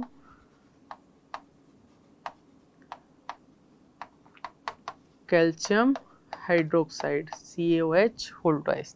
तो स्लैग्ड लाइम को जब वाटर में डिसॉल्व करते हैं तो बच्चों जो वाइट वॉशिंग यानी ये जो रंगाई पुताई वगैरह होती है ना उसमें हम यूज लेते हैं, तो वो भी एक तरह का क्या है, सस्पेंशन ही है। पेंट्स इन विच, नेक्स्ट लिखा हुआ है बच्चों आपके पास, paints in which the particles of dyes are suspended in turpentine oil. तो जो कलर वगैरह करते हैं, पेंट वगैरह मिक्स करते हैं ना, वो भी एक तरह का क्या है बच्चों, सस्पेंशन ही है। क्लियर है? आगे देखिए, नेक्स्ट बात करते हैं बच्चों कैरेक्टरिस्टिक्स की, कि आखिर सस्पेंशन की क्या क्या कैरेक्टरिस्टिक्स होती है। तो सबसे पहले अभी हमने देखी डेफिनेशंस में क्या कैरेक्टरिस्टिक्स क्या है, सस्पेंशन एक टाइप का क्या है, हेट्रोजीनियस मिक्सचर है। तो फर्स्ट जो है आपका हेट्रोजीनियस मिक्सचर वाली बात लिखनी है इसमें, ठीक है। नेक्स्ट अगर हम बात करें पार्टिकल के साइज की, तो पार्टिकल का साइज कितना होता है बच्चों, मोर देन 10⁻⁻5 सेंटीमीटर, यानी ट्रू सॉल्यूशन के कंपेयर में इसका साइज, पार्टिकल्स के साइज बहुत बड़ा है, ठीक है। The particles of suspension can be separated from solvent bye the process of filtration, filtration process से हम इसको सेपरेट कर सकते हैं। The particles of suspension settle down when the suspension is kept undisturbed, यानी जो पार्टिकल्स हैं वो क्या हो जाएंगे, सेटल डाउन हो जाएंगे अगर हम उसको थोड़ी देर, सॉल्यूशन को थोड़ी देर के लिए अनडिस्टर्ब छोड़ दें, ठीक है। A suspension is heterogeneous in nature, अभी बताइए बात, ठीक है। Next, more scattering takes place in suspension because of bigger size of particles. Scattering का मतलब समझ रहे हो बच्चों, जैसे मैंने यहाँ पर बोला ये जो है वाटर के अंदर डस्ट पार्टिकल्स हैं, ठीक है। तो लाइट आएगी, जैसे ही इससे टकराई इस पार्टिकल्स की, तो ये क्या करेगा, इस लाइट को स्कैटरिंग कर देगा। यानी यहाँ पर देखिए ये लाइट आई तो इसकी इसने क्या कर दी है, स्कैटरिंग कर दी है, ठीक है। तो पार्टिकल्स का साइज इतना बड़ा है कि वो ज़्यादा से ज़्यादा लाइट को क्या कर रहे हैं, स्कैटरिंग कर रहे हैं। अरे बात समझ में। तो यहाँ पर ये लिखा है more scattering takes place in suspension because of bigger size of particles. Next लिखा हुआ है the process of settling of suspension particles under the action of gravity is called sedimentation. तो ये तो आपने छोटी क्लास में पढ़ा होगा बच्चों, सेडिमेंटेशन और डिकेंटेशन दो प्रोसेस होते हैं। सेडिमेंटेशन का मतलब ग्रेविटी के थ्रू जो है सॉलिड के पार्टिकल्स ऑटोमेटिक सेटल डाउन हो रहे हैं, जब उसको सॉल्यूशन को हम अनडिस्टर्ब रख रहे हैं तो सेटल डाउन होंगे, नीचे बैठ जाएंगे, तो इस प्रोसेस को हम बोल रहे हैं सेडिमेंटेशन। और अगर मैं क्या करूं, उसी सॉल्यूशन में से वापस सॉल्वेंट को अलग कर रहा हूं और सॉलिड के पार्टिकल्स नीचे हैं, तो उसको दूसरे कंटेनर में पोर कर रहे हैं, तो वो प्रोसेस कौन सा है, डिकेंटेशन, ठीक है। तो ये तो हुआ हमारा कौन सा बच्चों, सस्पेंशन। कौन सा था, सस्पेंशन। तो हमने अभी तक क्या देखा, ट्रू सॉल्यूशन की बहुत सारी बातें की, ठीक है। True solution, suspension. अब बच्चों ट्रू सॉल्यूशन और सस्पेंशन, यानी ट्रू सॉल्यूशन के पार्टिकल्स का साइज तो बहुत छोटा था, है ना, होमोजीनियस मिक्सचर था, इतना छोटा था कि वो फिल्टर पेपर से भी बाहर निकल रहे थे, ठीक है। और एक आपके पास सस्पेंशन है, वो भी सॉल्यूशन का ही पार्ट है, ठीक है, लेकिन वो कैसा है, हेट्रोजीनियस मिक्सचर है, पार्टिकल के साइज बहुत बड़े हैं, सेटल डाउन हो रहे हैं, फिल्टर पेपर से उनको हम फिल्टर कर सकते हैं, ठीक है, और लाइट की ज़्यादा से ज़्यादा स्कैटरिंग कर रहे हैं, ठीक है। अब क्या ऐसे सॉल्यूशन भी बन सकते हैं जो ट्रू सॉल्यूशन और सस्पेंशन के बीच में हो। तो ट्रू सॉल्यूशन और सस्पेंशन के बीच वाले जो सॉल्यूशन हैं, या हम बोल सकते हैं कि पार्टिकल्स का साइज जो है ट्रू सॉल्यूशन से तो ज़्यादा हो लेकिन सस्पेंशन के पार्टिकल के साइज से कम हो, तो ऐसे सॉल्यूशन को हम बोलेंगे कोलाइडल सॉल्यूशन, या हम बोलते हैं कोलाइडल। तो यही हमारा नेक्स्ट टॉपिक है बच्चों, कोलाइडल सॉल्यूशन। तो देखिए इसमें क्या हेट्रोजीनियस, तो सिंपल सी बात है यहाँ पर जो है पार्टिकल्स, अब मैंने बोला कि पार्टिकल्स के साइज ट्रू सॉल्यूशन से तो ज़्यादा है, सस्पेंशन से कम है। तो ट्रू सॉल्यूशन ज़्यादा है, सस्पेंशन से कम है, इसका मतलब ना तो वो प्रॉपर घुल रहे हैं, ना ही वो सेटल डाउन हो रहे हैं। यानी जो सॉल्यूट के पार्टिकल्स हैं वो ना तो प्रॉपर्ली डिसोल्व होंगे बिकॉज वो ट्रू सॉल्यूशन है नहीं, और ना ही सेटल डाउन होंगे बिकॉज वो सस्पेंशन भी नहीं है। तो क्या होगा, तो सॉल्यूट के पार्टिकल जो हैं सॉल्वेंट के अंदर सस्पेंडेड रहेंगे, प्रेजेंट तो रहेंगे अगर आप उसको माइक्रोस्कोप वगैरह से देखो तो दिख जाएंगे, बट वो सेटल डाउन नहीं होंगे बिकॉज सस्पेंशन से उसके पार्टिकल का साइज छोटा है। आ रही बात समझ में? तो है तो किस टाइप का मिक्सचर, वो हेट्रोजीनियस ही है ना, क्योंकि प्रॉपर्ली तो डिसॉल्व हो नहीं रहे। तो है किस टाइप का मिक्सचर, वो हेट्रोजीनियस। तो यही लिखा है बच्चों, a heterogeneous solution in which the particle size is in between.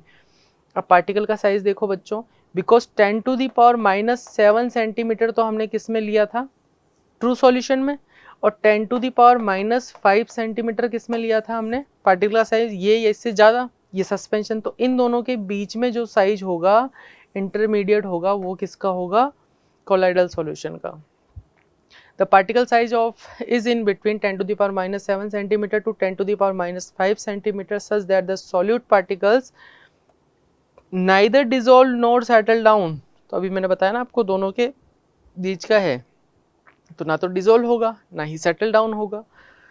In a solvent is called colloidal solution. तो ऐसे सॉल्यूशन को हम क्या बोलेंगे बच्चों, कोलाइडल सॉल्यूशन बोलेंगे। ठीक है बच्चों, आगे देखिए नेक्स्ट है आपके, in a colloidal solution relatively large suspended particles are called dispersed phase. अब देखो बच्चों, यहाँ पर नई चीज है आपके पास, डिस्पर्स्ड फेज। डिस्पर्स्ड फेज क्या होगा, जो suspended particles, relatively large suspended particles are called dispersed phase, and the solvent in which the colloidal particles are suspended is called continuous phase or dispersing medium। समझो बच्चों, हमने बोला solution, solution के अंदर कौन था, सॉल्यूट प्लस सॉल्वेंट, ठीक है। और कोलाइडल सॉल्यूशन की जब हम बात करेंगे बच्चों, तो कोलाइडल सॉल्यूशन के अंदर तो क्या होगा, एक तो होगा आपका डिस्पर्स्ड फेज, और क्या होगा बच्चों, डिस्पर्सिंग मीडियम। क्या होगा, डिस्पर्स फेज। तो सॉल्यूशन के केस में जो सॉल्यूट का काम था वही किसका काम है बच्चों, डिस्पर्स फेज का, और सॉल्वेंट का जो काम था वही किसका काम है, डिस्पर्सिंग मीडियम का। अरे बस, तो यही चीज लिखा हुआ है, in a colloidal solution relatively large suspended particles are called dispersed phase. जो आपके लार्ज सस्पेंडेड पार्टिकल्स हैं बच्चों, वो क्या है आपके, डिस्पर्स्ड फेज।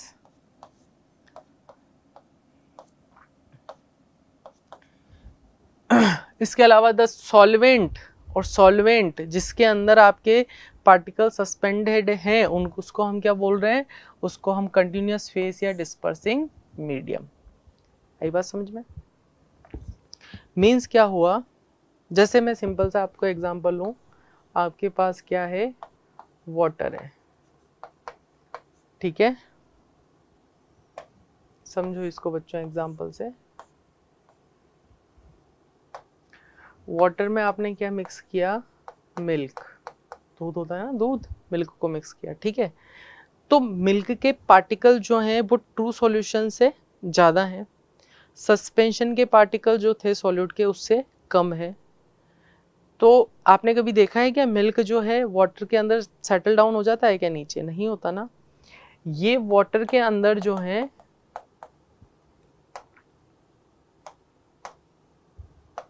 ये वाटर जो है बच्चों, वाटर के अंदर मिल्क के पार्टिकल्स होंगे, लेकिन आपको दिख नहीं, आपको ऐसा लगेगा कि मिल्क जो है प्रॉपर्ली जो है वाटर के साथ डिसॉल्व हो चुका, बट एक्चुअल में ऐसा नहीं है। मिल्क और वाटर एक तरह का कैसा सॉल्यूशन है बच्चों, कोलाइडल सॉल्यूशन है। तो कोलाइडल सॉल्यूशन के अंदर जो पार्टिकल्स हैं वो सस्पेंडेड है किसके अंदर, सॉल्वेंट के अंदर, यानी वाटर के अंदर।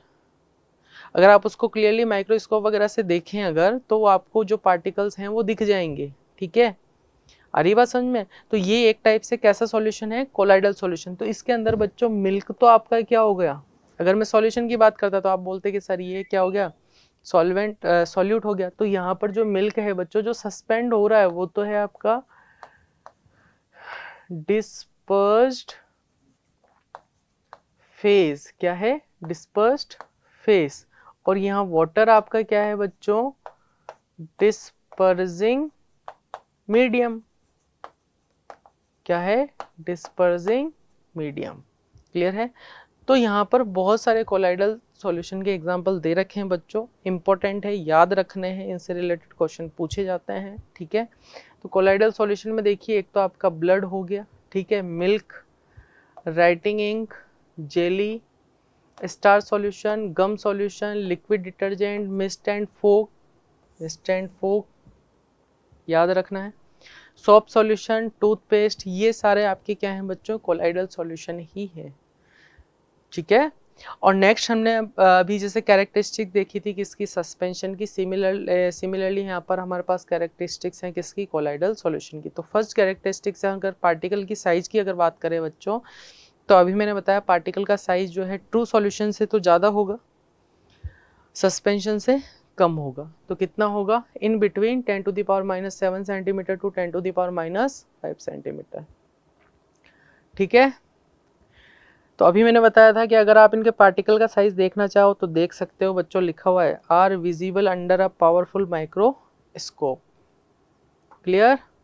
नेक्स्ट देखिए, the particles of colloidal solution do not settle down with the passage of time, तो ये सेटल डाउन नहीं होंगे क्योंकि वो सस्पेंशन नहीं है। Next, colloidal solution can easily pass through filter paper, तो ये भी जो है फिल्टर पेपर से उसके कोलाइडल के पार्टिकल जो हैं, सॉल्यूट के पार्टिकल जो हैं वो इजीली पास हो जाएंगे।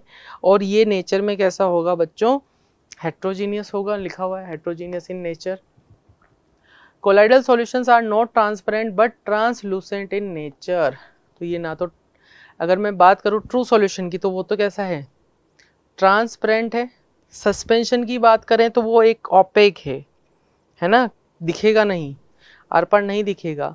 और जो आपका कोलाइडल सॉल्यूशन है वो ना तो ट्रांसपेरेंट है ना ही ओपेक है, वो कैसा होगा, ट्रांसलूसेंट, ठीक है।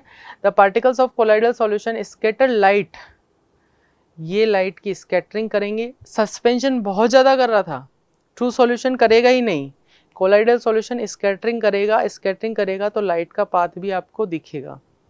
That is, when a strong beam of light is passed through the colloidal solution, the path of beam becomes visible.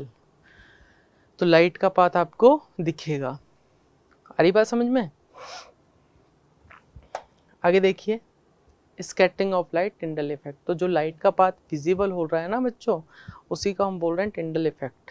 अब टिंडल इफेक्ट में क्या लिखा, if a beam of light is pass through pure water or a salt solution the path of light is visible, but when a strong beam of light is pass through a colloidal solution and viewed at right angles with the help of microscope, the path of light shows up a bright cone of bluish light।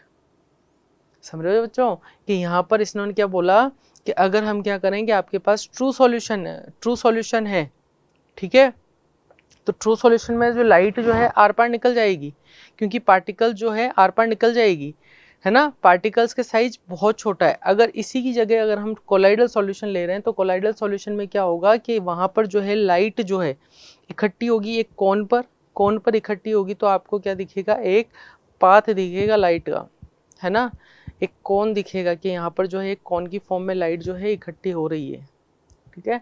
तो ये लिखा हुआ है, a strong beam of light is passed through a colloidal solution and viewed at right angles with the help of microscope, the path of light shows up a bright cone of bluish light। तो यहाँ पर देखो बच्चों, एक example बता रखा है, source of light आपको बता रखा है, बीम ऑफ लाइट आ रही है, ठीक है, यहाँ पर जो है लेंस लगा रहा है, ये लेंस क्या कर रहा है, इसको कंसंट्रेट कर रहा है कहाँ पर, यहाँ पर ये दे रखा है कोलाइडल सॉल्यूशन है, ठीक है। तो ये स्कैटरिंग तो होगी, लेकिन ये सारे क्या करेंगे, इस पाथ को एक कोन पर कंसंट्रेट कर देंगे बच्चों, ये जो कंसंट्रेट हो रहा है ना पाथ,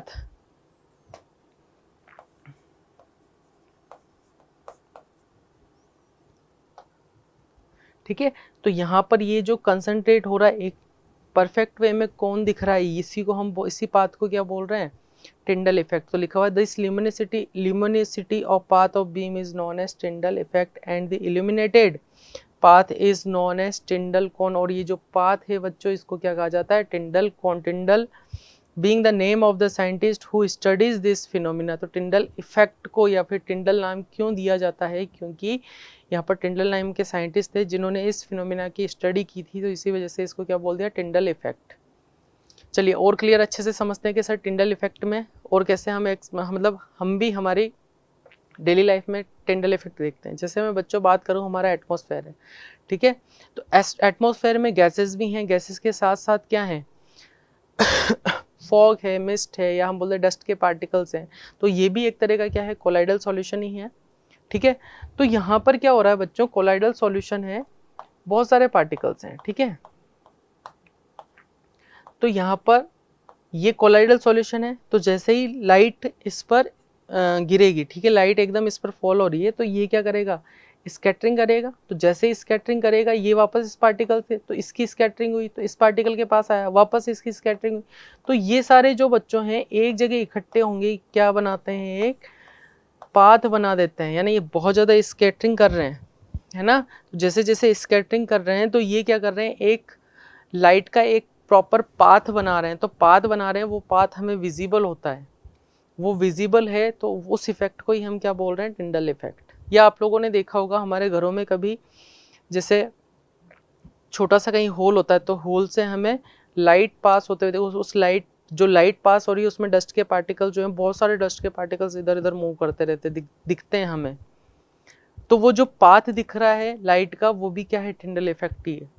या जो घने जंगल होते हैं ना, बहुत सारे फॉरेस्ट के अंदर घने जंगल होते हैं, उसमें से जो है लाइट का पाथ दिखता है, सनलाइट जो होती है उसका पाथ विजिबल होता है, तो वो विजिबल पाथ जो है वो भी टिंडल इफेक्ट किसकी वजह से हो रहा है, जो एटमॉस्फेयर है, और एटमॉस्फेयर के अंदर जो डस्ट पार्टिकल्स, मिस्ट, फॉग वगैरह हैं, ये सब मिलकर क्या बना रहे हैं, एक कोलाइडल सॉल्यूशन बना रहे हैं। क्लियर है, आगे देखिए। Tyndall effect is caused due to the scattering of light by the colloidal particles.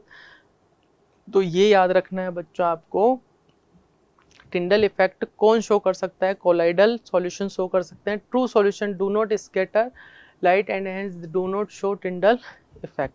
क्यों नहीं इफेक्ट शो करेंगे, क्योंकि ट्रू सॉल्यूशन में से लाइट जो है पास हो जाएगी, सीधे सीधे पास हो जाएंगे। हम बोल रहे हैं ट्रांसपेरेंट है, ट्रांसपेरेंट है तो सीधे सीधे लाइट पास हो जाएगी, तो वहां पर जो है आपको क्या होगा, टिंडल इफेक्ट शो नहीं होगा, ठीक है। नेक्स्ट हम देखें, Tyndall effect can be seen when a fine beam of light enters in a room through a small hole. This happens due to scattering of light particles of dust and smoke in the air of the room. तो ये अभी मैंने बताया आपको।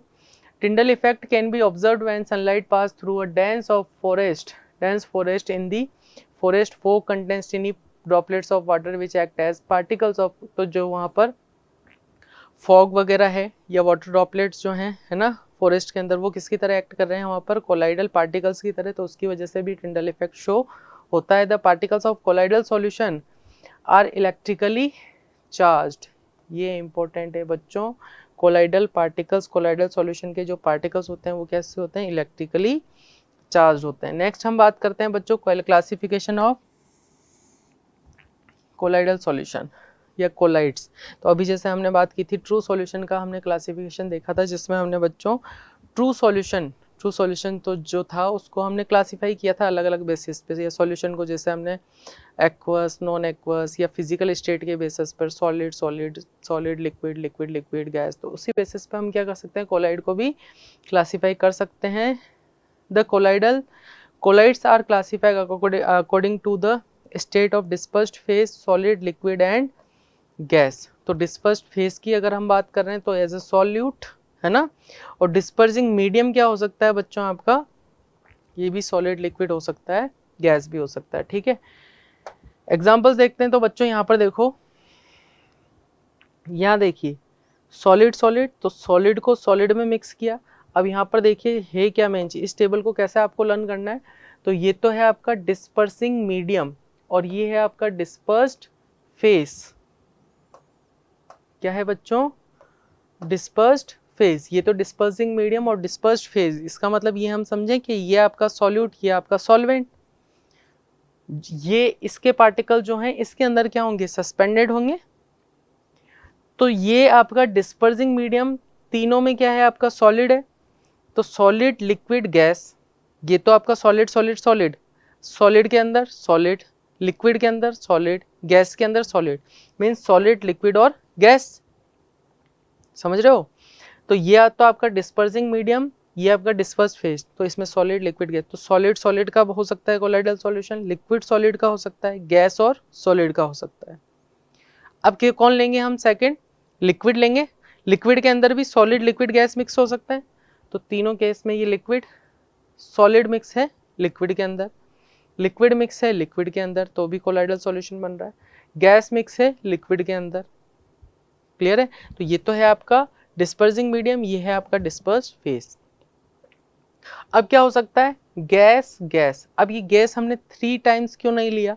यहाँ solid liquid gas आना चाहिए था, लेकिन गैस और गैस ये तो सारे कैसे हैं? हेट्रोजीनियस मिक्सचर बनाएंगे, और गैस जो होती है वो कैसा मिक्सचर होती है? होमोजीनियस मिक्सचर होती है। कैसा होती है? होमोजीनियस मिक्सचर होती है। गैस और गैस कैसा मिक्सचर है बच्चों? होमोजीनियस है। और हमने ये पढ़ा है कि हमारे पास जो कोलाइडल सॉल्यूशन है वो कैसा मिक्सचर होता है बच्चों? हेट्रोजीनियस मिक्सचर होता है। तो यहाँ पर ये जब मिक्स हो रही है सॉलिड सॉलिड सॉलिड के अंदर सॉलिड लिक्विड गैस मिक्स हो रहे हैं, तो ये हेट्रोजीनियस मिक्सचर बन रहा है, ये भी हेट्रोजीनियस मिक्सचर बन रहा है। सॉलिड गैस के अंदर लिक्विड गैस के अंदर तो हेट्रोजीनियस, बट गैस गैस का जो मिक्सचर होगा बच्चों वो कैसा होगा? होमोजीनियस मिक्सचर होगा। ठीक है, तो इसी के कुछ एग्जांपल्स आपके पास लिखे हुए बच्चों कि ये यहाँ पर कोलाइडल सॉल्यूशन तो बनेगा, लेकिन किस टाइप का बनेगा तो ये नाम याद रखना है। इस केस में देखो सॉलिड सॉलिड लिक्विड गैस, तो ये सॉलिड सॉलिड का होगा, तो सॉलिड सॉल जिसको हम बोलेंगे, तो इसके एग्जांपल्स दे रखे हैं लाइक कलर्ड जैम स्टोन्स जो होते हैं, मिल्की ग्लास होता है। ये किस टाइप का मिक्सचर है, या हम बोलेंगे किस टाइप का सॉल्यूशन है? ये सॉलिड सॉल्यूशन है। इस टेबल से रिलेटेड क्वेश्चन पूछे जाते हैं, आपको याद रखना है। ठीक है, नेक्स्ट हम देखें बच्चों जेली, चीज, बटर, हनी।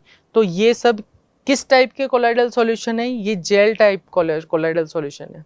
अब जेल टाइप है, इस मींस यहाँ पर लिक्विड जो है डिस्पर्स फेज होगा, और सॉलिड स्टेट में जो होगा वो आपका क्या होगा? Dispersing medium. आ रही बात समझ में? तो पढ़ सकते हो इस टेबल को, तो इस टेबल को अच्छे से आपको लर्न करना है। ठीक है बच्चों, कैसे लर्न करना है वो मैंने आपको फॉर्मेट बता दिया है। नेक्स्ट नोट लगा के लिखा हुआ बच्चों, colloidal solution can be separated by the process of centrifugation. Colloidal particles को हम सेपरेट कर सकते हैं by the process of centrifugation. अब सेंट्रीफ्यूगेशन का मतलब क्या होता है? पढ़ा होगा ना छोटी क्लास में। सेंट्रीफ्यूगेशन का मतलब क्या होता है? अगर किसी सॉल्यूशन को हम हाईली स्पीड से विल करें, यानी सेंट्रीफ्यूग के थ्रू हम उसको स्पीड विल कर रहे हैं, मतलब बहुत स्पीड से अगर विल्डिंग प्रोसेस कर लें, तो उसके अंदर जो पार्टिकल, जितने भी सस्पेंडेड पार्टिकल्स हैं, वो क्या होंगे? धीरे धीरे सरफेस पर आ जाते हैं। तो सरफेस पर आने के बाद उन पार्टिकल्स को सेपरेट कर लो, वो कौन सा प्रोसेस है? आपका सेंट्रीफ्यूगेशन प्रोसेस है। जैसे मिल्क में से क्रीम को सेपरेट करते हैं, है ना? तो मिल्क के अंदर एक्चुअल में है क्या? फैट्स, कार्बोहाइड्रेट्स वगैरह, ये सारे पार्टिकल जो उसके अंदर प्रेजेंट रहते हैं। तो सेंट्रीफ्यूग के थ्रू क्या करते हैं? तो सेंट्रीफ्यूग इस टाइप की मशीन होती है। ठीक है, ये सपोज करो यहाँ पर ये ब्लेड्स लगी हुई हैं। ठीक है, और इसको मैंने फिट कर दिया एक कंटेनर में। ठीक है, और इस कंटेनर में आपके पास क्या है बच्चों?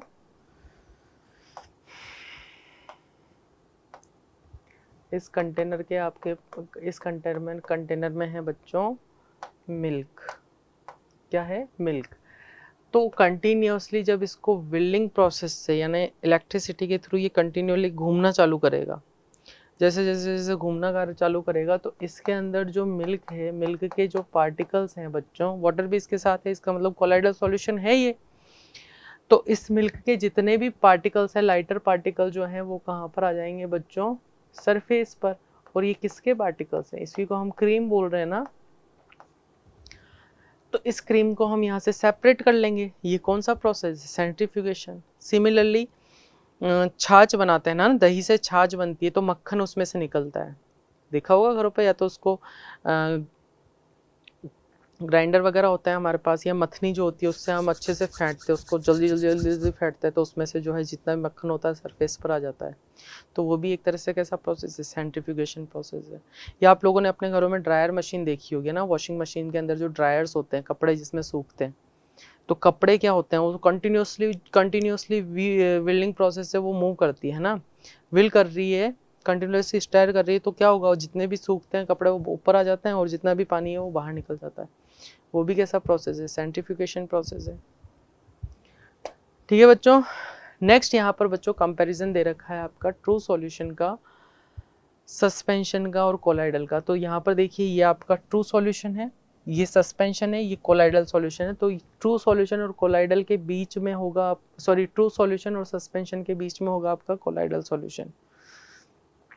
तो यहाँ पर पार्टिकल का साइज कितना होना चाहिए, तो 10⁻⁻7, तो इसका 10⁻⁻5 10⁻⁻7 सेंटीमीटर, इसका 10⁻⁻5 और इन दोनों के बीच में क्या होगा आपका 10⁻⁻7 से 10⁻⁻5 सेंटीमीटर जो पार्टिकल इन दोनों का इंटरमीडिएट होगा, ठीक है। या हम इसको एंगस्ट्रॉम में लेना चाहे तो बच्चों नैनोमीटर या एंगस्ट्रॉम में लेना चाहे तो 1 नैनोमीटर इसके पार्टिकल का साइज होगा। 1 नैनोमीटर मीन्स 10 एंगस्ट्रॉम इसको हम बोल सकते हैं, ठीक है। नेक्स्ट इसका अगर हम देखें तो इसका कितना है बच्चों, देखो 100, इन दोनों का याद रखो, ये बीच वाला तो अपने आप ही याद हो जाएगा क्योंकि इंटरमीडिएट लेना है। इसका 1 नैनोमीटर, इसका कितना 100 नैनोमीटर, या एंगस्ट्रॉम में बोले तो हम 1000 एंगस्ट्रॉम। अब इसमें क्या होगा, डायमीटर बिटवीन इसके और इसके बीच में होगा 1 to 100 नैनोमीटर या 10 to 1000 एंगस्ट्रॉम, ठीक है। तो दोनों में से या तो नैनोमीटर की वैल्यू लिख दो या एंगस्ट्रॉम की, या सेंटीमीटर वाली लिखो, वो ज़्यादा सही रहेगा, ठीक है। फिल्टर एबिलिटी बोले, यानी फिल्टर हो सकते हैं नहीं हो सकते, तो इसकी बात करें तो इसको हम क्या बोल सकते हैं कि फिल्टर पेपर से पास हो सकता है, ट्रू सॉल्यूशन, ठीक है। Passes through an ordinary filter paper as well as animal और वेजिटेबल मेम्ब्रेन्स। बच्चों जैसे हमारा फिल्टर पेपर यूज़ आता है वैसे ही ये भी यूज़ आता है, बायो के एक्सपेरिमेंट, बायो के प्रैक्टिकल्स वगैरह करते हैं तो उससे भी जो है ट्रू सॉल्यूशन के पार्टिकल जो हैं पास हो जाते हैं। नेक्स्ट अगर हम बात करें ये जो इसकी किसकी कोलाइडल सॉल्यूशन, चलो उसको और इसको देखते हैं। अगर इसकी हम बात करें तो ये जो है पास नहीं होंगे, ना तो फिल्टर पेपर से होंगे, ना ही एनिमल और वेजिटेबल मेम्ब्रेन से जो है पास होंगे। लेकिन अगर हम बात करें कोलाइडल सॉल्यूशन की, passes through ordinary filter paper but not through animal और वेजिटेबल फिल्टर पेपर, क्योंकि इनके पोर जो हैं बच्चों फिल्टर पेपर के तो इतने होते हैं कि इसमें से कोलाइडल सॉल्यूशन पास हो जाता है, बट एनिमल मेम्ब्रेन्स या हम बोलेंगे भी वेजिटेबल मेम्ब्रेन्स जो है उसमें से पास नहीं होगा, ठीक है। नेक्स्ट आपके पास विजिबिलिटी की अगर बात करें तो दे आर कंप्लीटली इनविजिबल होगी, पार्टिकल जो है इनविजिबल होंगे। क्यों, पार्टिकल का साइज बहुत छोटा है, वो प्रॉपर्ली जो है सॉल्यूट के अंदर डिसोल्व हो जाएंगे तो वो विजिबल नहीं होंगे। सस्पेंशन की अगर मैं बात करूं तो सस्पेंशन के पार्टिकल जो हैं विजिबल होंगे क्योंकि प्रॉपर वो सेटल डाउन हो जाएंगे, ठीक है। Particles visible to naked eyes और अंडर अ माइक्रोस्कोप।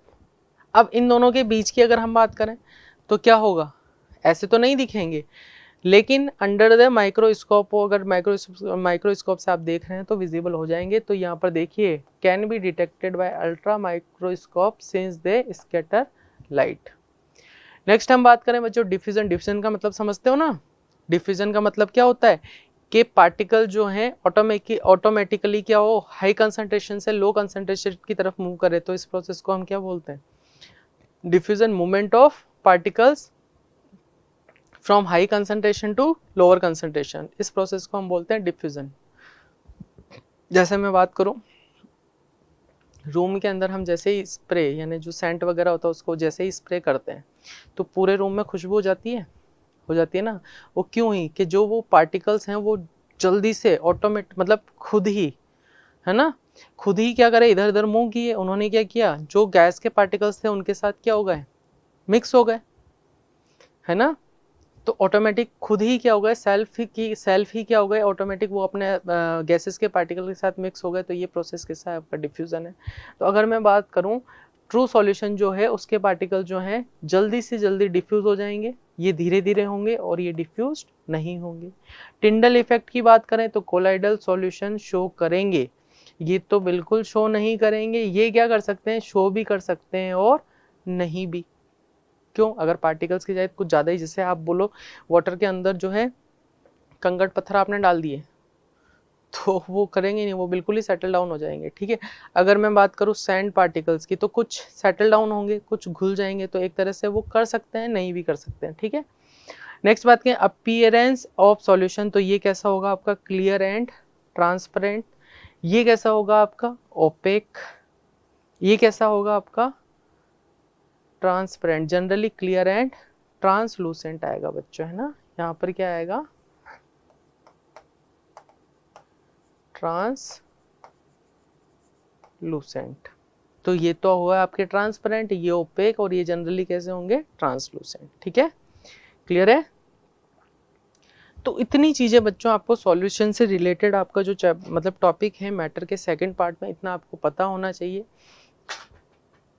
रिमाइंड करो कि हमने कहाँ से स्टार्ट किया था, कि ट्रू सॉल्यूशन हम लेके चले थे, सॉल्यूशन वाला टॉपिक हमने लिया था। ठीक है, सॉल्यूशन के अंदर हमारे पास ट्रू सॉल्यूशन क्या था, सॉल्यूशन के अलग अलग टाइप क्या थे, सॉल्यूशन की कंसंट्रेशन कैसे निकाल सकते हैं हम, कैसे कैलकुलेट कर सकते हैं, percentage W by W, volume by volume, mass by volume.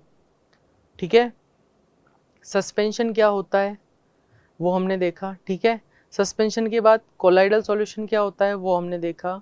ठीक है, कोलाइडल सॉल्यूशन किस किस टाइप के होते हैं वो भी हमने देखे, उनको कैसे क्लासीफाई कर सकते हैं वो भी हमने देखे। ठीक है, नेक्स्ट अगर बात करूं बच्चों नेक्स्ट लास्ट में हमने देखा कि हम सस्पेंशन को, कोलाइडल सॉल्यूशन को, ट्रू सॉल्यूशन को कैसे हम डिफ्रेंशिएट कर सकते हैं, उनमें कंपैरिजन कैसे कर सकते हैं according to their properties. Clear है। तो इतनी बातें आपको याद होनी चाहिए। वीडियो नहीं समझ में आया वापस देखना आप लोग। ठीक है, और रिवाइज करते रहिए, पढ़ते रहिए कंटिन्यू क्लास में, मतलब क्लास में हमारे कंटिन्यू बने रहिए, ताकि आपको आगे से आगे जो है टॉपिक वो क्लियर होते जाएं। ठीक है बच्चों, तो मैटर के सेकंड पार्ट में जो सेपरेशन टेक्निक्स वगैरह है वो हम स्टार्ट करेंगे हमारे नेक्स्ट लेक्चर में। तब तक के लिए थैंक यू स्टूडेंट्स, बाय।